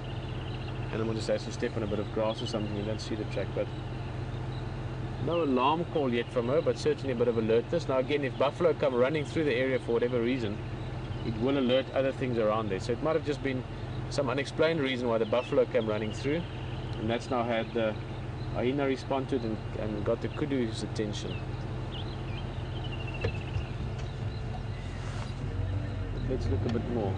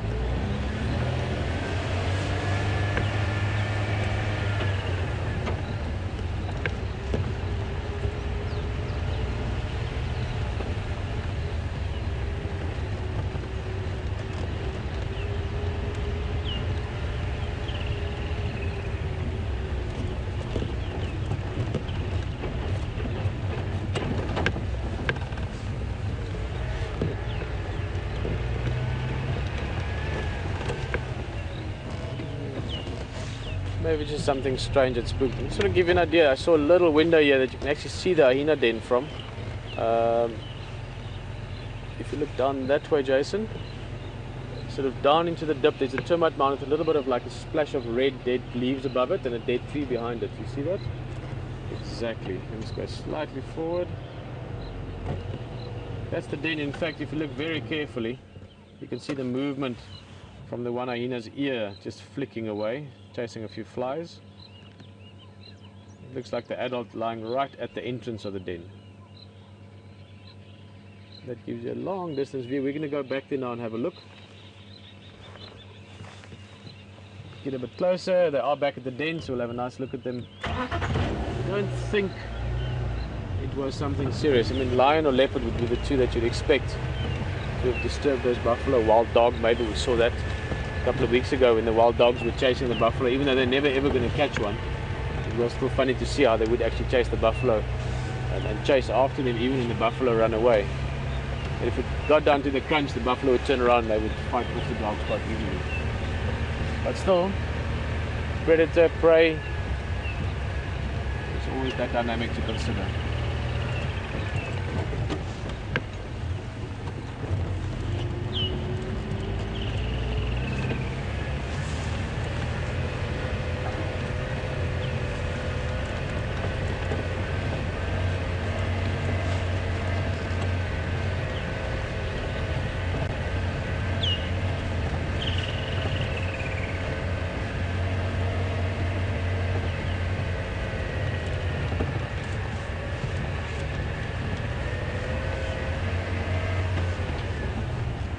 We're heading back around to those hyenas, and great to have a question about them. Connie, glad you can join us as well. You're part of Miss Billings' group, and I hope you guys have come up with a few cool ideas for the kids to enjoy this.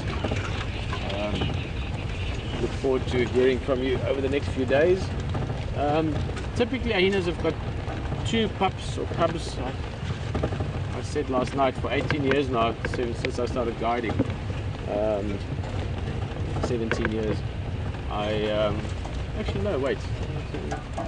Yeah, 18 years since I started guiding the first time. How old are you, Jason, again? 20. 20. I was guiding when I was 19.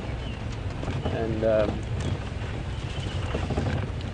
anyway, kind of to get back to the question. Typically 2, and I need to go catch up on all the little sort of intricate details and examples of hyena behavior again. But you get a very interesting behavior from hyenas where the firstborn will often physically attack the second-born while being born. Especially if the firstborn is a female and the second-born is a male or female for that matter, because there is that dominance and hierarchy aspect to keep in mind. So some interesting behavior from hyenas. Also the fact that the youngsters are slightly more developed than you would find, for instance, with lion cubs that are born very artificial, very weak and blind. Hyenas got this instinct to want to be dominant from birth. So very interesting behavior. Right, we just have to make our way through. That's the old road. It's a bit of a tricky one, but we have the right vehicle for tricky roads, so that's not a problem.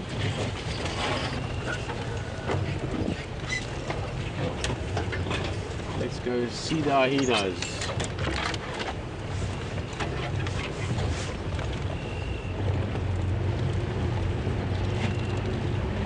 That's very important, the safety of the den. Obviously, given enough time, lions, leopard, elephant, buffalo, all things that might potentially be a threat of some way or another to the hyenas, they do come past here.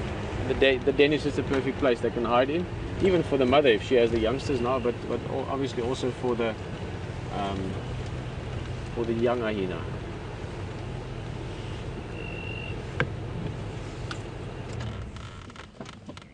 Just look at that full belly, and you can see the mammary glands. Actually, perfect example now to look at.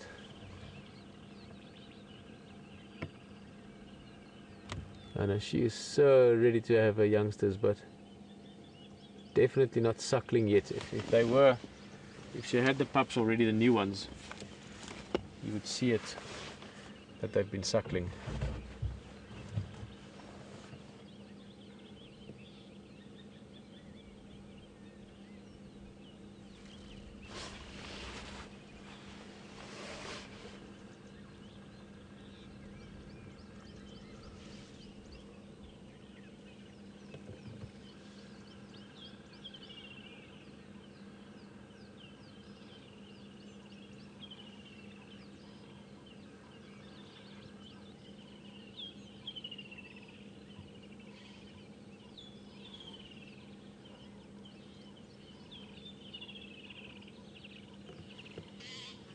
The youngster is almost certainly inside the den now. Whatever they perceive to be a threat earlier, they're not too concerned about. You can see she's quite comfortable, although she is looking around, keeping an eye out.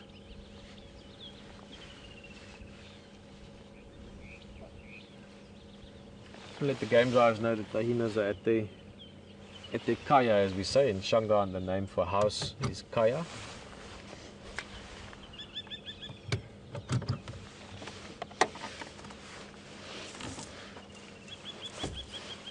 Morning all stations, just to update, the MPC kaya is active.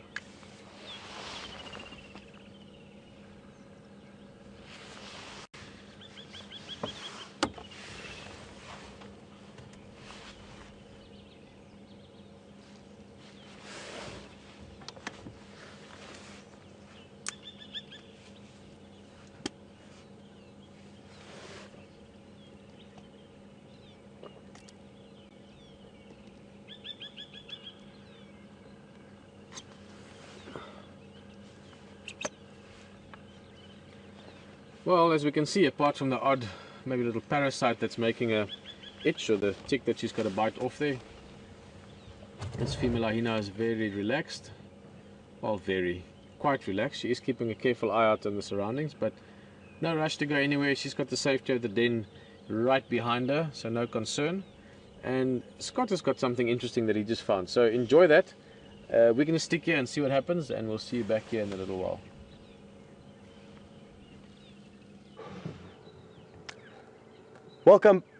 Welcome back, folks. Myself and Brian have managed to find quite an interesting scenario here, and What we have is a marula tree, which we have seen many of, and I'm sure many of you are aware of the marula tree. And what we have in this case is that it's providing a home to a very interesting looking reptile.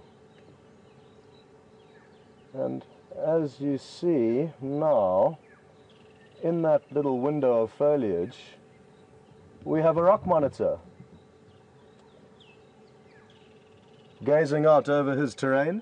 The rock monitors often use these cavities within trees, and marula trees tend to have these cavities quite often due to elephants breaking off branches, and this creates a perfect home for the rock monitor. They're obviously great climbers because they can get up the marula tree and then into this cavity and base themselves there. They'll go out foraging, leave the tree and look for often eggs or chicks, but they are not fussy animals. They've got a very wide diet and will take on just about anything that they can overpower to feed on.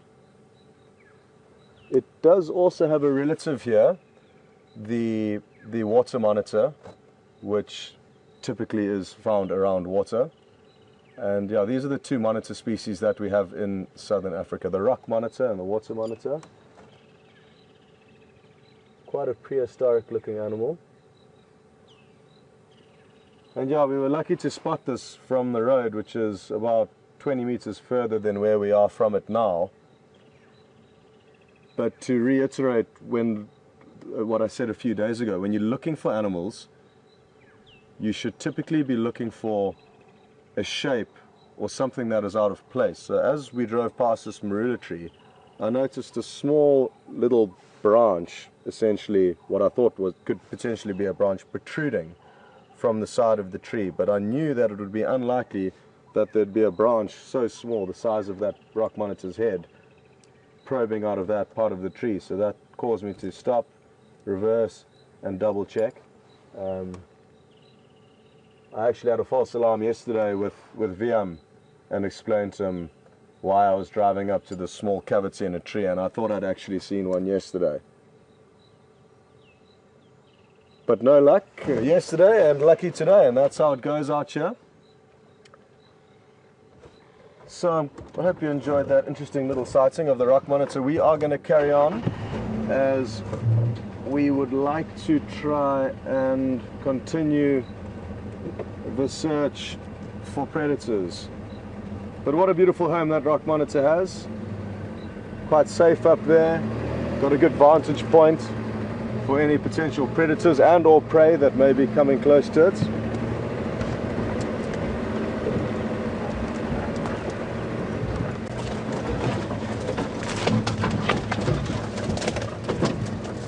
I'm happy to hear that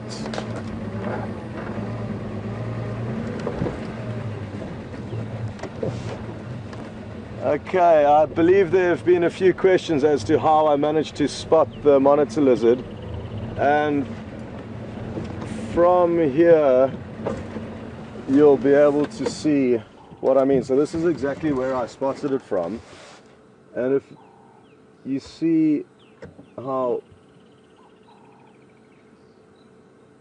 I hope that explains the story. That small little branch protruding from what you can see, there used to be a big branch growing out to the right, essentially where his head is facing towards. There would have been a massive other branch that's broken off and now created a cavity in which it's living. The fact that there's this very small head poking out, or what could potentially be overlooked as a branch, I knew from time in the bush that it could have well been a rock monitor, so I just pulled out my binoculars to confirm. But when you know what to look for, it becomes a lot easier. So I guess a combination of experience and luck would be how I managed to spot that rock monitor. And again, I would like to reiterate that when you're looking for animals, could it be rock monitors, it could be leopards, you are looking for certain things in certain places. So for this rock monitor, I knew that they like living in cavities of trees. I could see that that would form a cavity of a tree. and the fact that there was a small rock monitor type head poking out allowed me to double check. Another animal like a leopard, for example, you know is prone to be lying in a tree. So if you see 4 vertical limbs hanging downwards, or a tail potentially, it could be a branch, but it's not likely that a branch grows vertically towards the ground. So again, it's just something small that's out of place that could lead you into pulling out.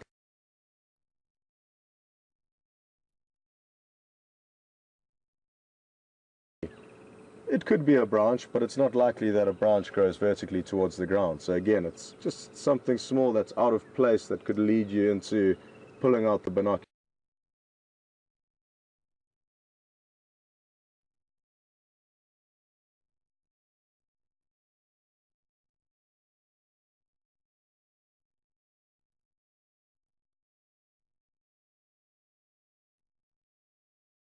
I'm glad to hear you guys had what sounds like a great sighting of the hyenas with Peter. Just like I mentioned earlier this morning, to have a hyena den site, to know its whereabouts, is such an awesome thing to have for us here.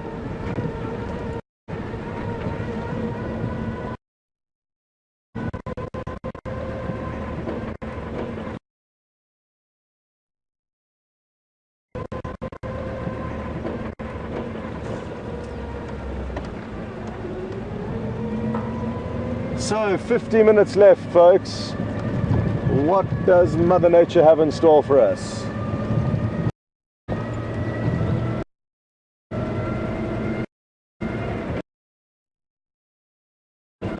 I've found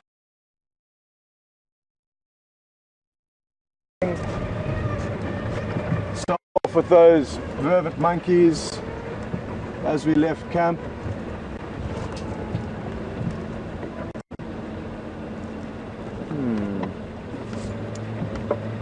So now at this road junction, just to keep everyone in the loop as to my thinking, it's a four-way intersection, so you could go left, right or straight.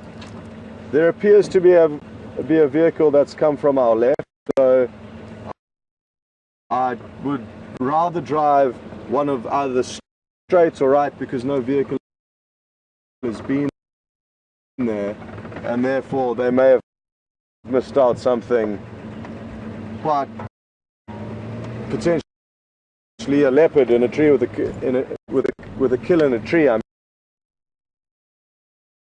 mean, anything is possible. So it'd be good to drive a road that hasn't been explored this morning.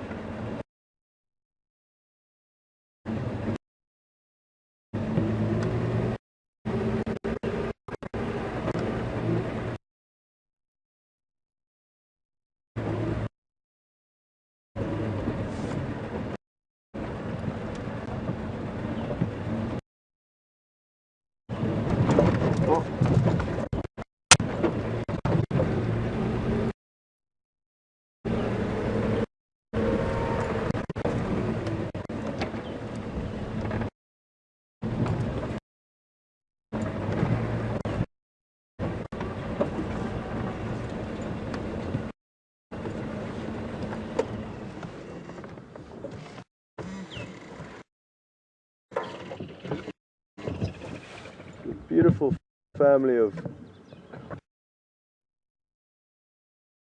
herd of kudus, rather. Interestingly, you could almost say grazing towards.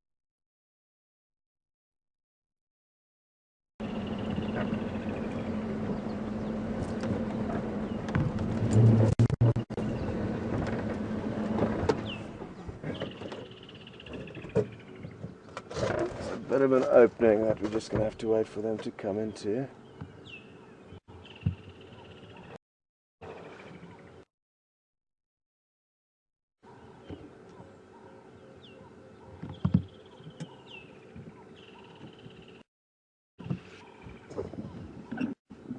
interesting. There's no male following this large herd of females, at least not one in sight.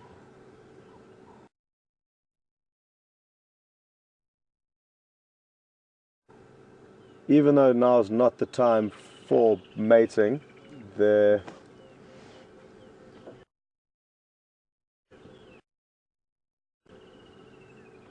often is a big male kudu, or 2 or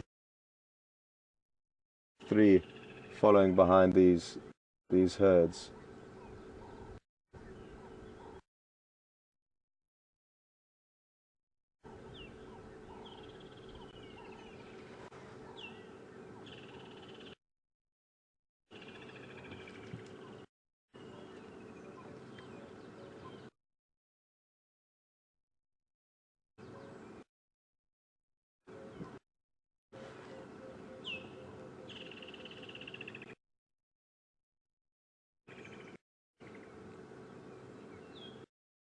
Beautiful, massive ears, especially adapted for their habitat, which is typically thicker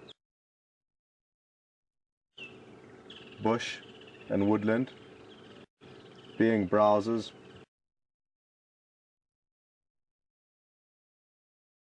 leaf eaters, they obviously like to position themselves in thick, well-wooded areas.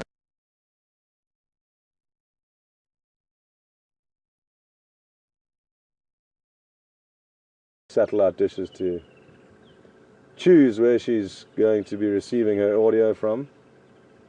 Wouldn't that be nice if we could just point our ears away from anybody we weren't too interested in listening to? I think that's exactly what she was doing to me.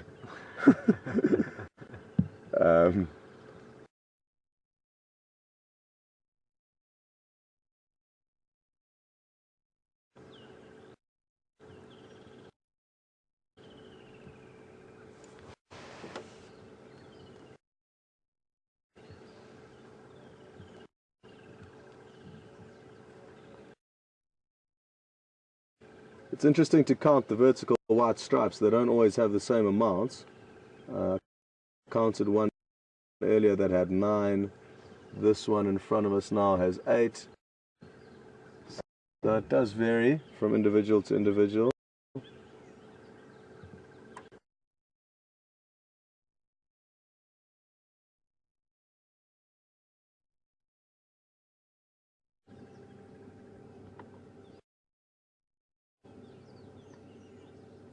Awesome, I really enjoyed that sighting.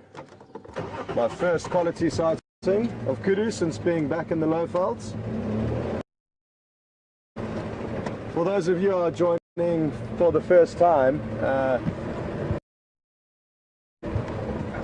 I used to work here about 2.5 years ago, and then I've spent the last 2 years in Kenya and Tanzania. But it really is so good to be back.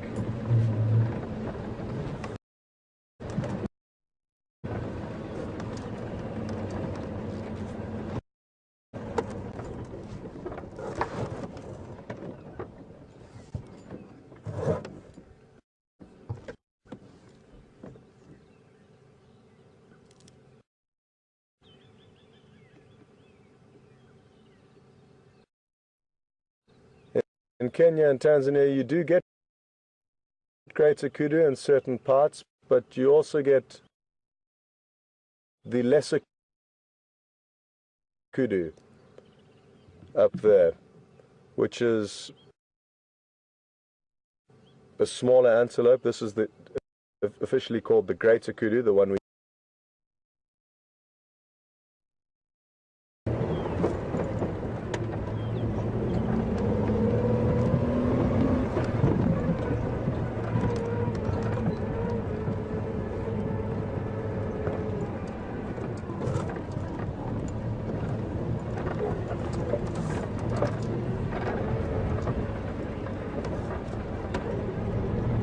So as I was saying, I haven't been back in the Lowveld very long. This is my third drive and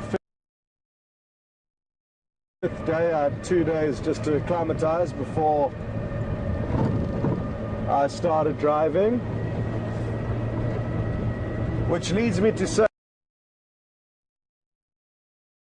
I'm not entirely sure of the road network.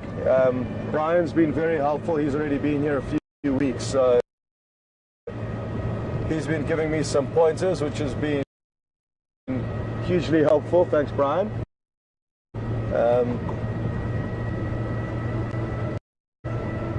But there's still a lot for me to learn in terms of the road network.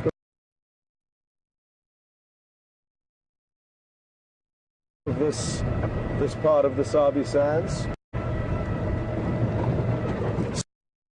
So far, what I've seen, it really is an awesome property.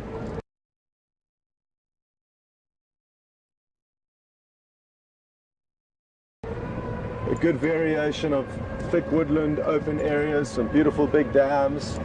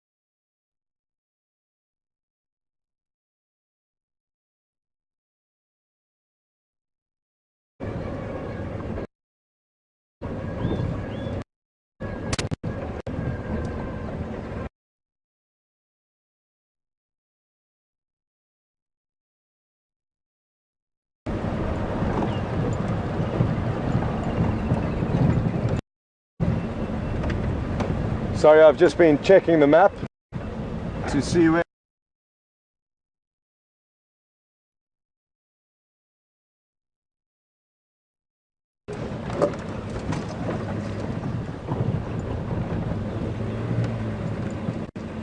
if you don't want to go to Dam, I guess you could lead me anywhere.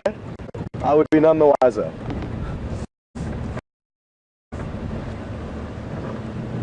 So yes, the first person to send in a tweet or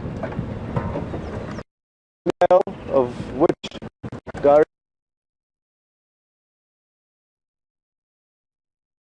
which form to take in the next option we have, I will listen to you.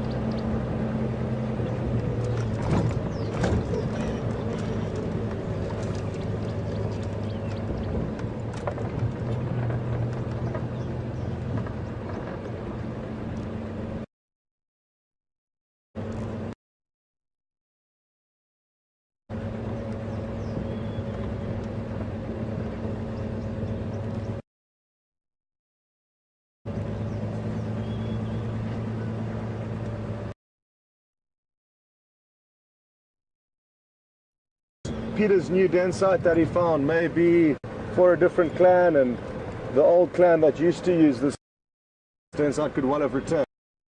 So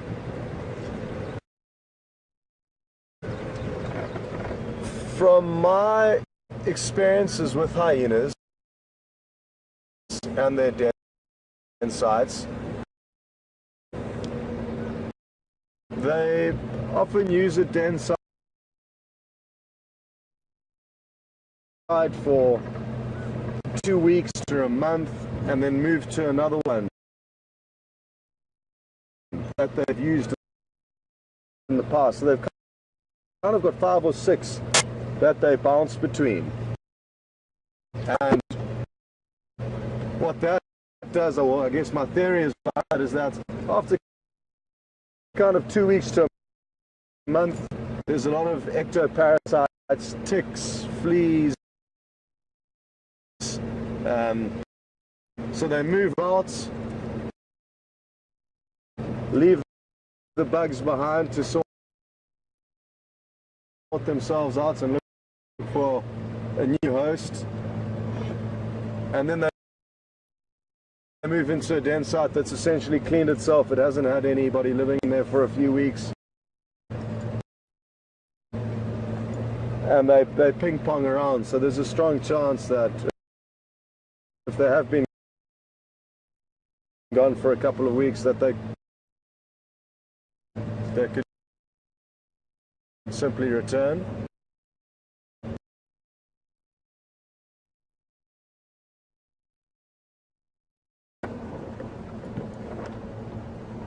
No sign. As you can see, we've completely circled this termite mound, which once was their home.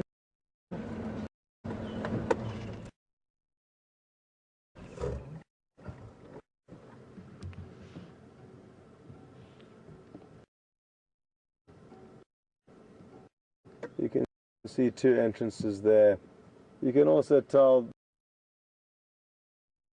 by looking at the soil that there hasn't been a lot of traffic in or out there recently. We would notice that the soil would have been scuffed up considerably more even from here. So I think it's safe to say that nobody's home. Therefore, we will continue.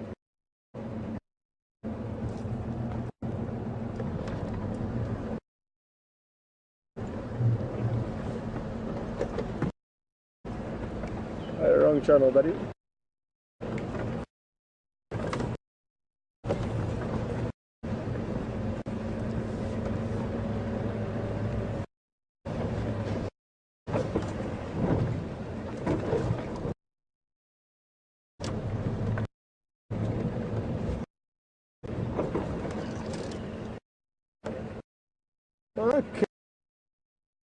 Okay. We've got one of the slow-moving animals in the reserve ahead of us.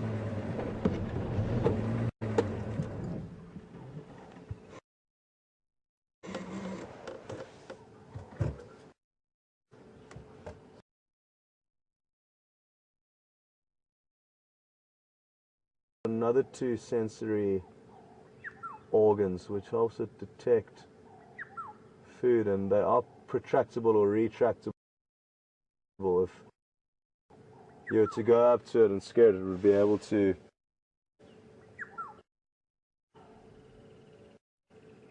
completely collapse those eyes and those other 2 small kind of tentacles that it's protruding out now in front of it.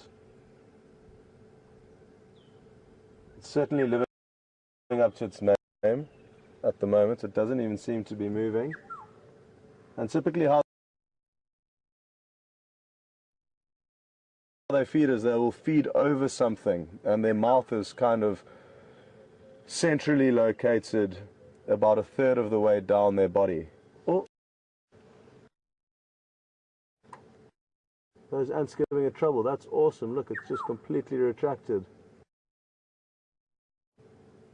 You could find that those ants are giving it a bit of a hard time, because certainly nothing else around to have disturbed it.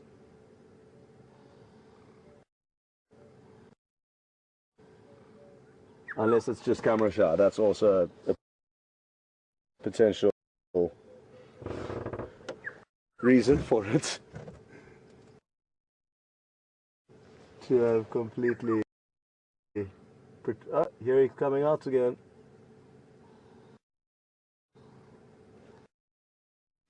Awesome, look at that.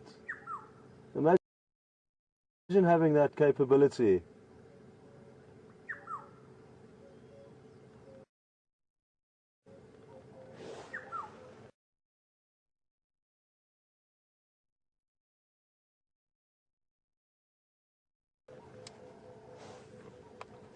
Okay, so questions just come from Suzanne on Twitter asking how big the snail is. So I'm just going to simply get out and show you how big it is in relation to my size 8 shoe. I've got quite small.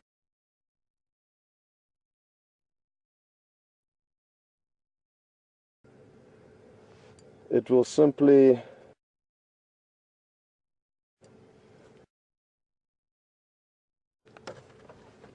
as soon as it feels safe, just poke its head out again, see if the coast's clear, and then carry on with its day. I think rather than waiting for it to do that and then driving past and scaring it back into its shell, we should just head on past now and then let it carry on with its day.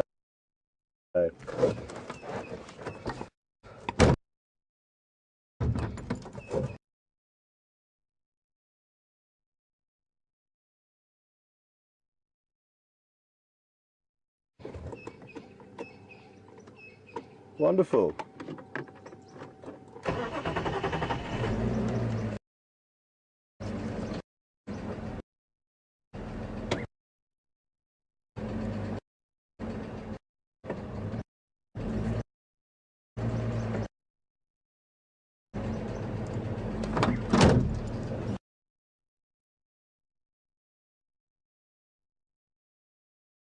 Bid you farewell for the next few minutes. Enjoy what Pete has in store for you.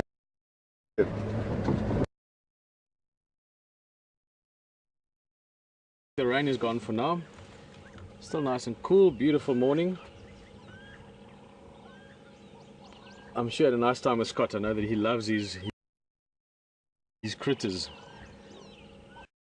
Things like monitor lizards and giant land snails.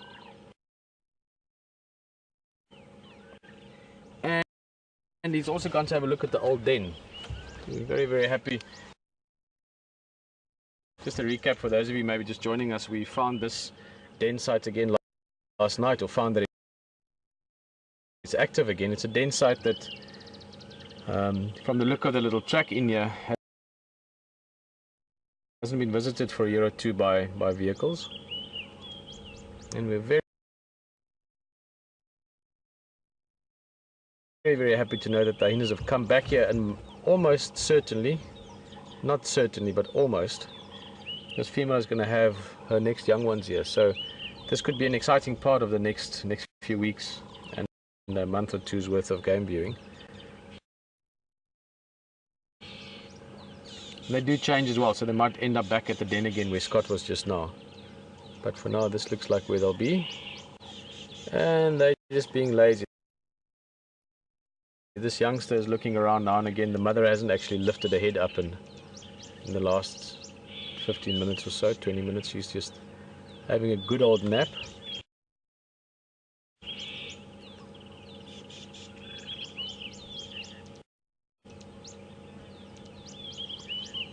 Oh, I know that feeling. We all know that feeling. Look at that. Trying to stay awake, but oh, no. Dozing off. There we go. Just go with it.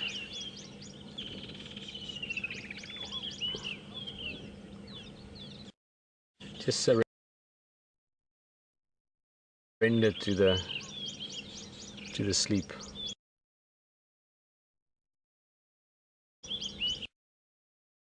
Obviously, being a young animal, we estimate this to be about 5 months old. A little bit more or less perhaps.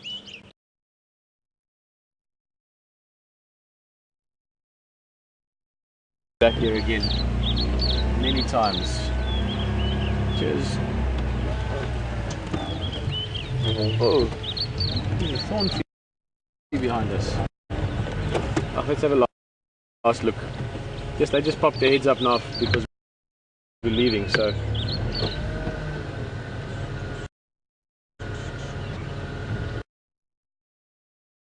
Cheers, you two.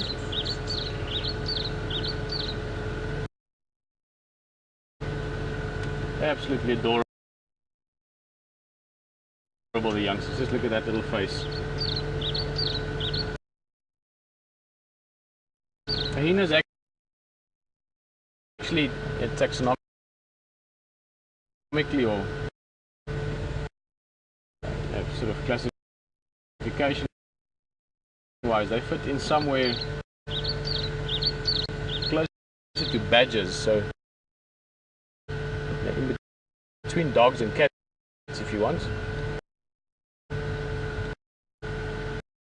Closer to badgers and mongoose than to either dogs or cats specifically. So interesting animals.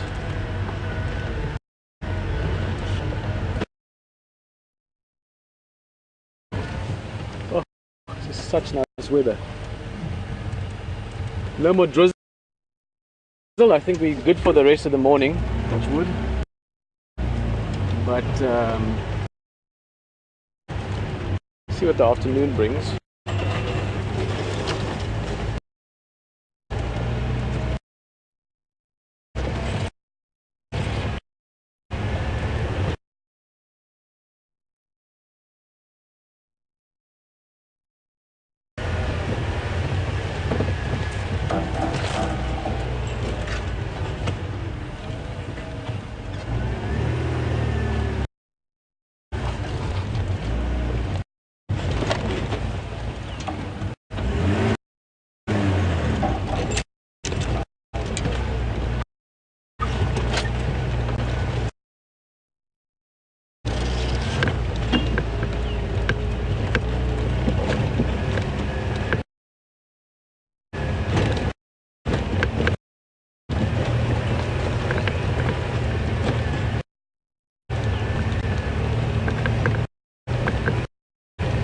Oh, this is why we're leaving the hyenas.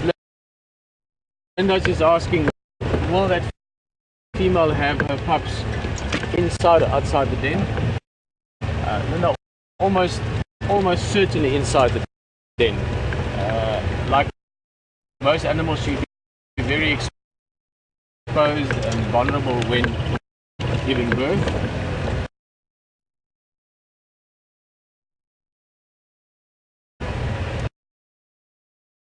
If she's inside the den, she's almost 100% safe. There's one or two random things that could bother her in there, but not really likely.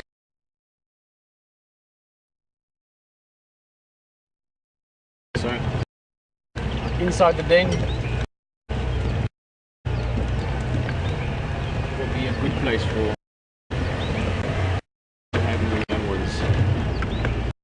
A couple of impala running up ahead. I see there's a few wildebeest as well.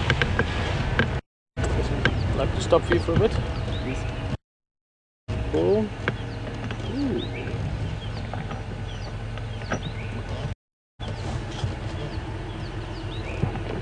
Get that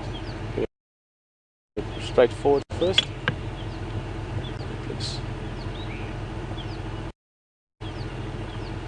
You happy? Thank you. All right.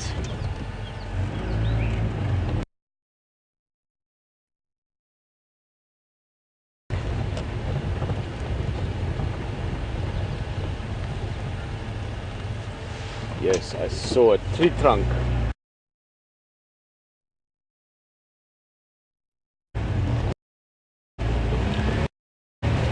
Tree trunks can be quite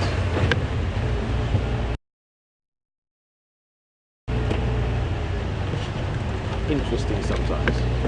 All these different trees. You get so many trees that have been pushed over by elephants, and so they've got the roots sticking out, making all these funny shapes.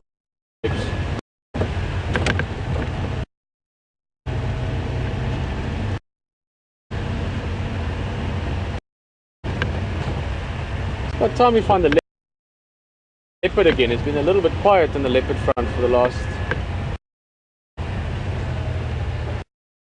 day or two, three.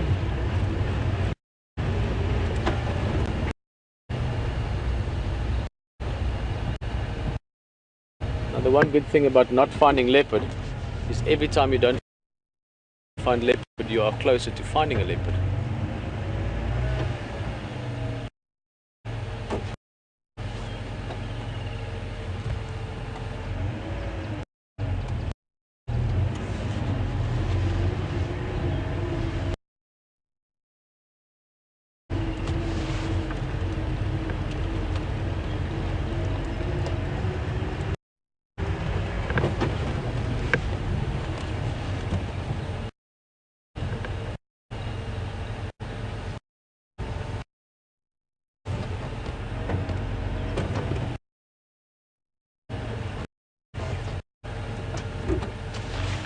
Again, I don't think it's anything. It's a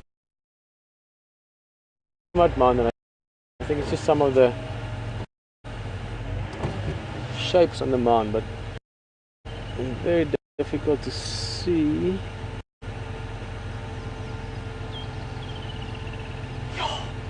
It's not a leopard, unfortunately.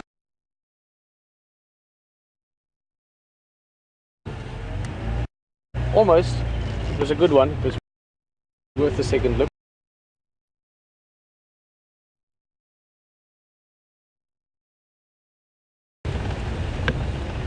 Still see some dark clouds there on the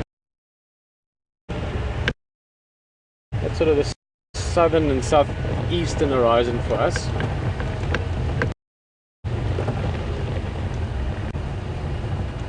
Hopefully the rain is over for the day.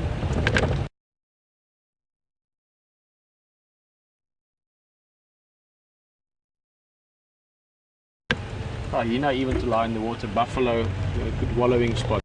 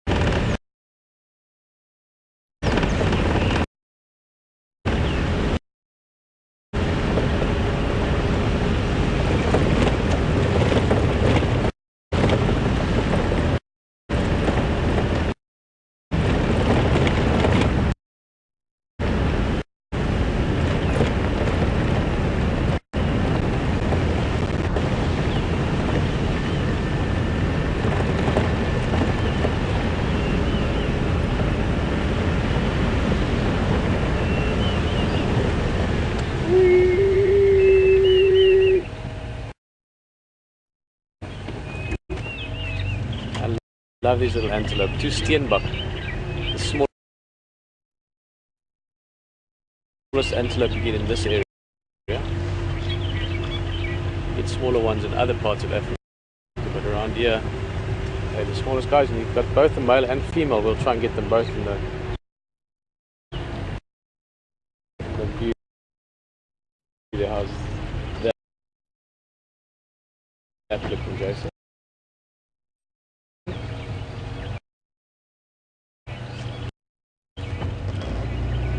Wait a second, let's get that leveled out a bit.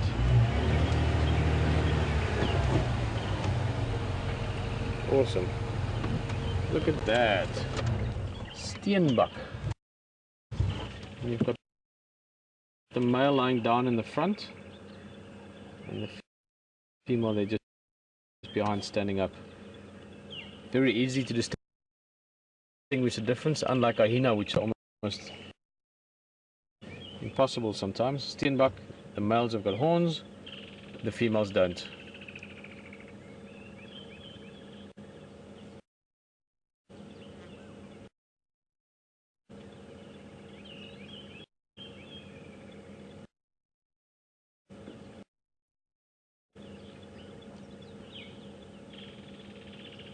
That's something that you almost never see. I've seen it.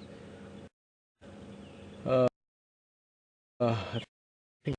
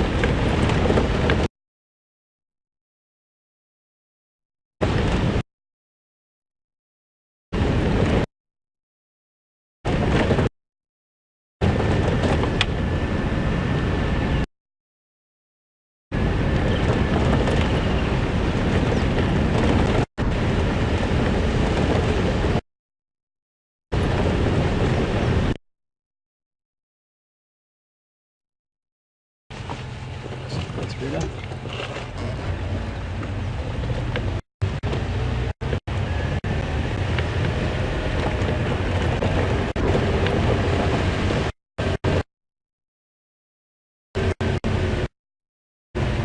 quick look at these guys. Not going to stop for long, just to show you. Oh, that's quite interesting. If you look at the kudu walking there, let me go a bit forward, Jason. Don't worry about the angle, it's just going to be a quick look. Look at what the oxpecker is doing, the bird on her back. Look carefully in its beak. A little bit far to see. You can just see it. Typically oxpeckers are there to clean these animals. They clean off parasites and ticks and fleas and things like that, you know. But this one is collecting hair. It means this one is busy building a nest. And they've got the unique opportunity because they have this very special relationship with large mammals, things like kudu, giraffe, buffalo. Oxpeckers can actually line their nests with animal fur.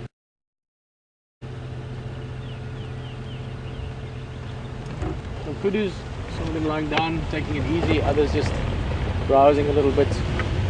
Too much morning in the bush. Should be like this most of the day.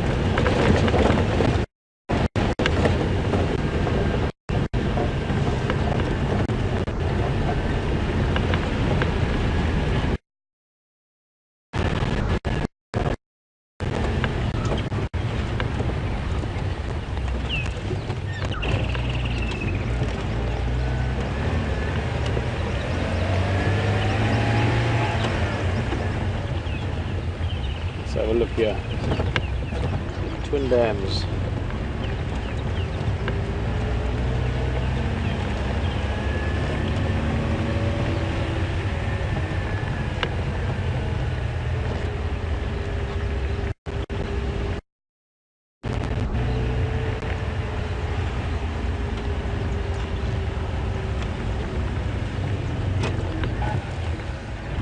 Hey!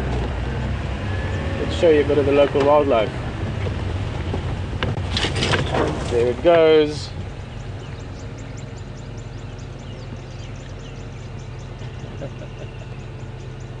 It's Scott and Brian.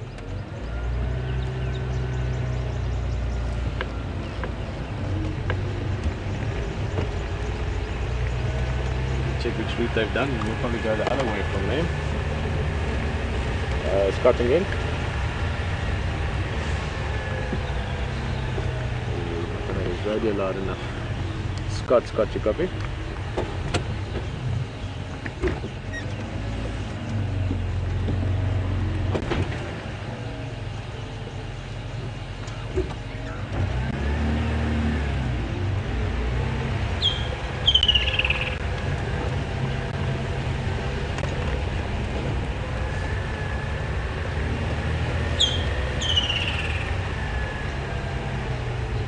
Woodland kingfisher calling them.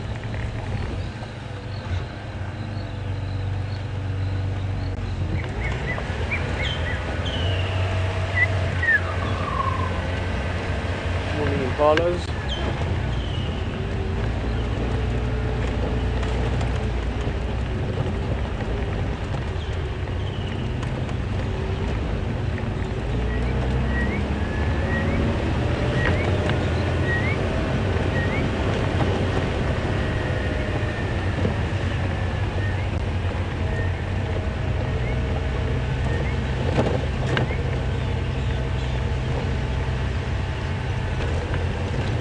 Okay, perfect. We're gonna just take a nice easy drive back to camp.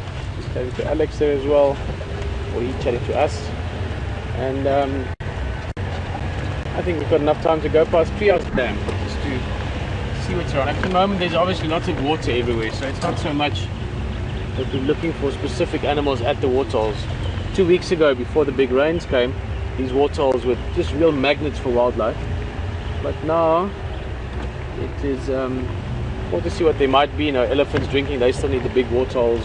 The hippo that we're looking for every now and again, we haven't seen him today or yesterday, or yesterday afternoon I mean. And let's have a look at these zebras, if we can get a decent look at one. But animals are creatures of habit, and therefore territorial animals, especially leopard and so forth, they will still move past the waterholes on their patrols. Oh, this is a beautiful stallion. Wow, look at this guy. Spectacular, nice, you know, beautiful markings, really stenciled in. Nice dark shadow stripes. That's something that with bird-shell zebra in southern Africa, differs from Burchell zebra in East Africa. East Africa, they tend to be much more black and white, so to speak, whereas this one has got, you can see those beautiful shadow marks, especially towards the back side, the rump area.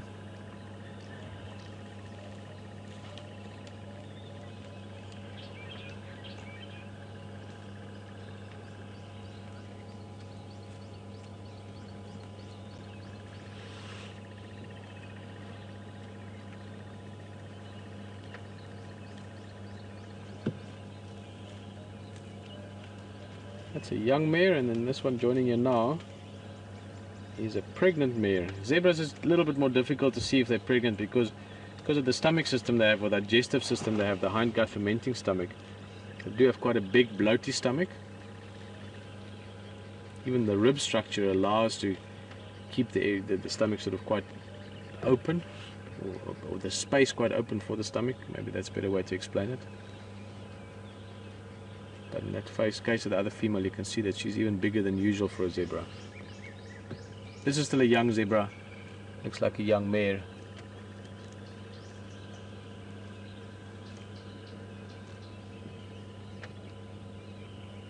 Well, we've got just enough time left, I think, to make it to Trias Dam.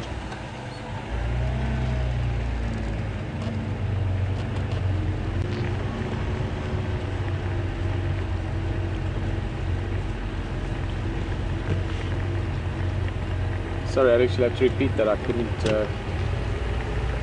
understand there.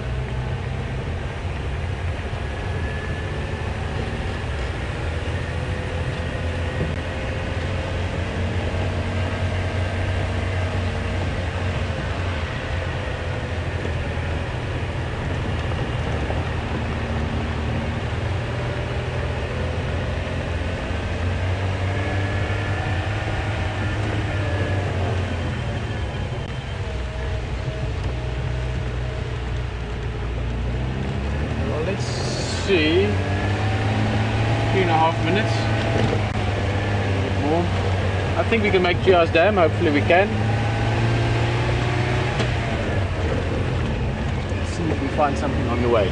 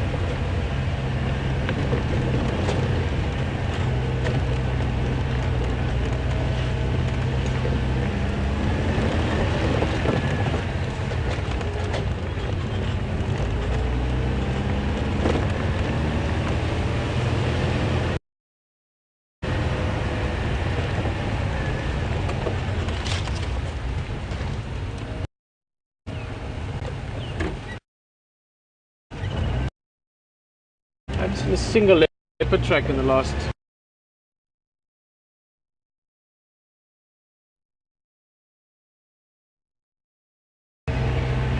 which in a way is good. It means that you'll have to come back at some stage. Let's see, we're just around the corner from Trias Dam. It's been a lovely morning, nice and cool, bit of drizzle in the beginning. I must admit, I look forward to the next time we have a bit of rain again.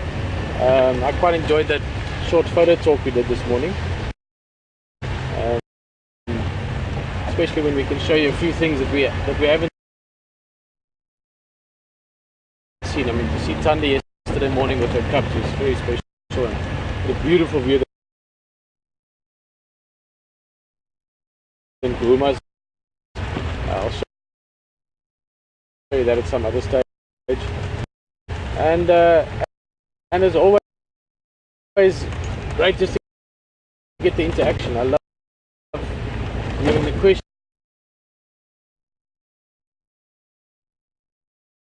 Excited about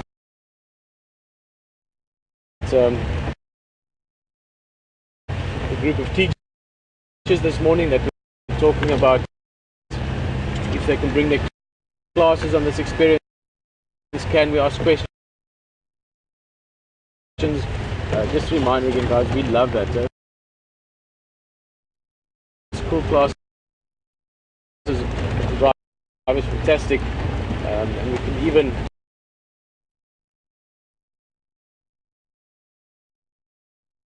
I'm going to say goodbye. Sorry, I moved too quick for you there, Jason. All right, guys, thank you very much for a fantastic morning. It's been a lot of fun, as always. Jason, thank you very much behind the camera. Alex and Peter Brott back in control.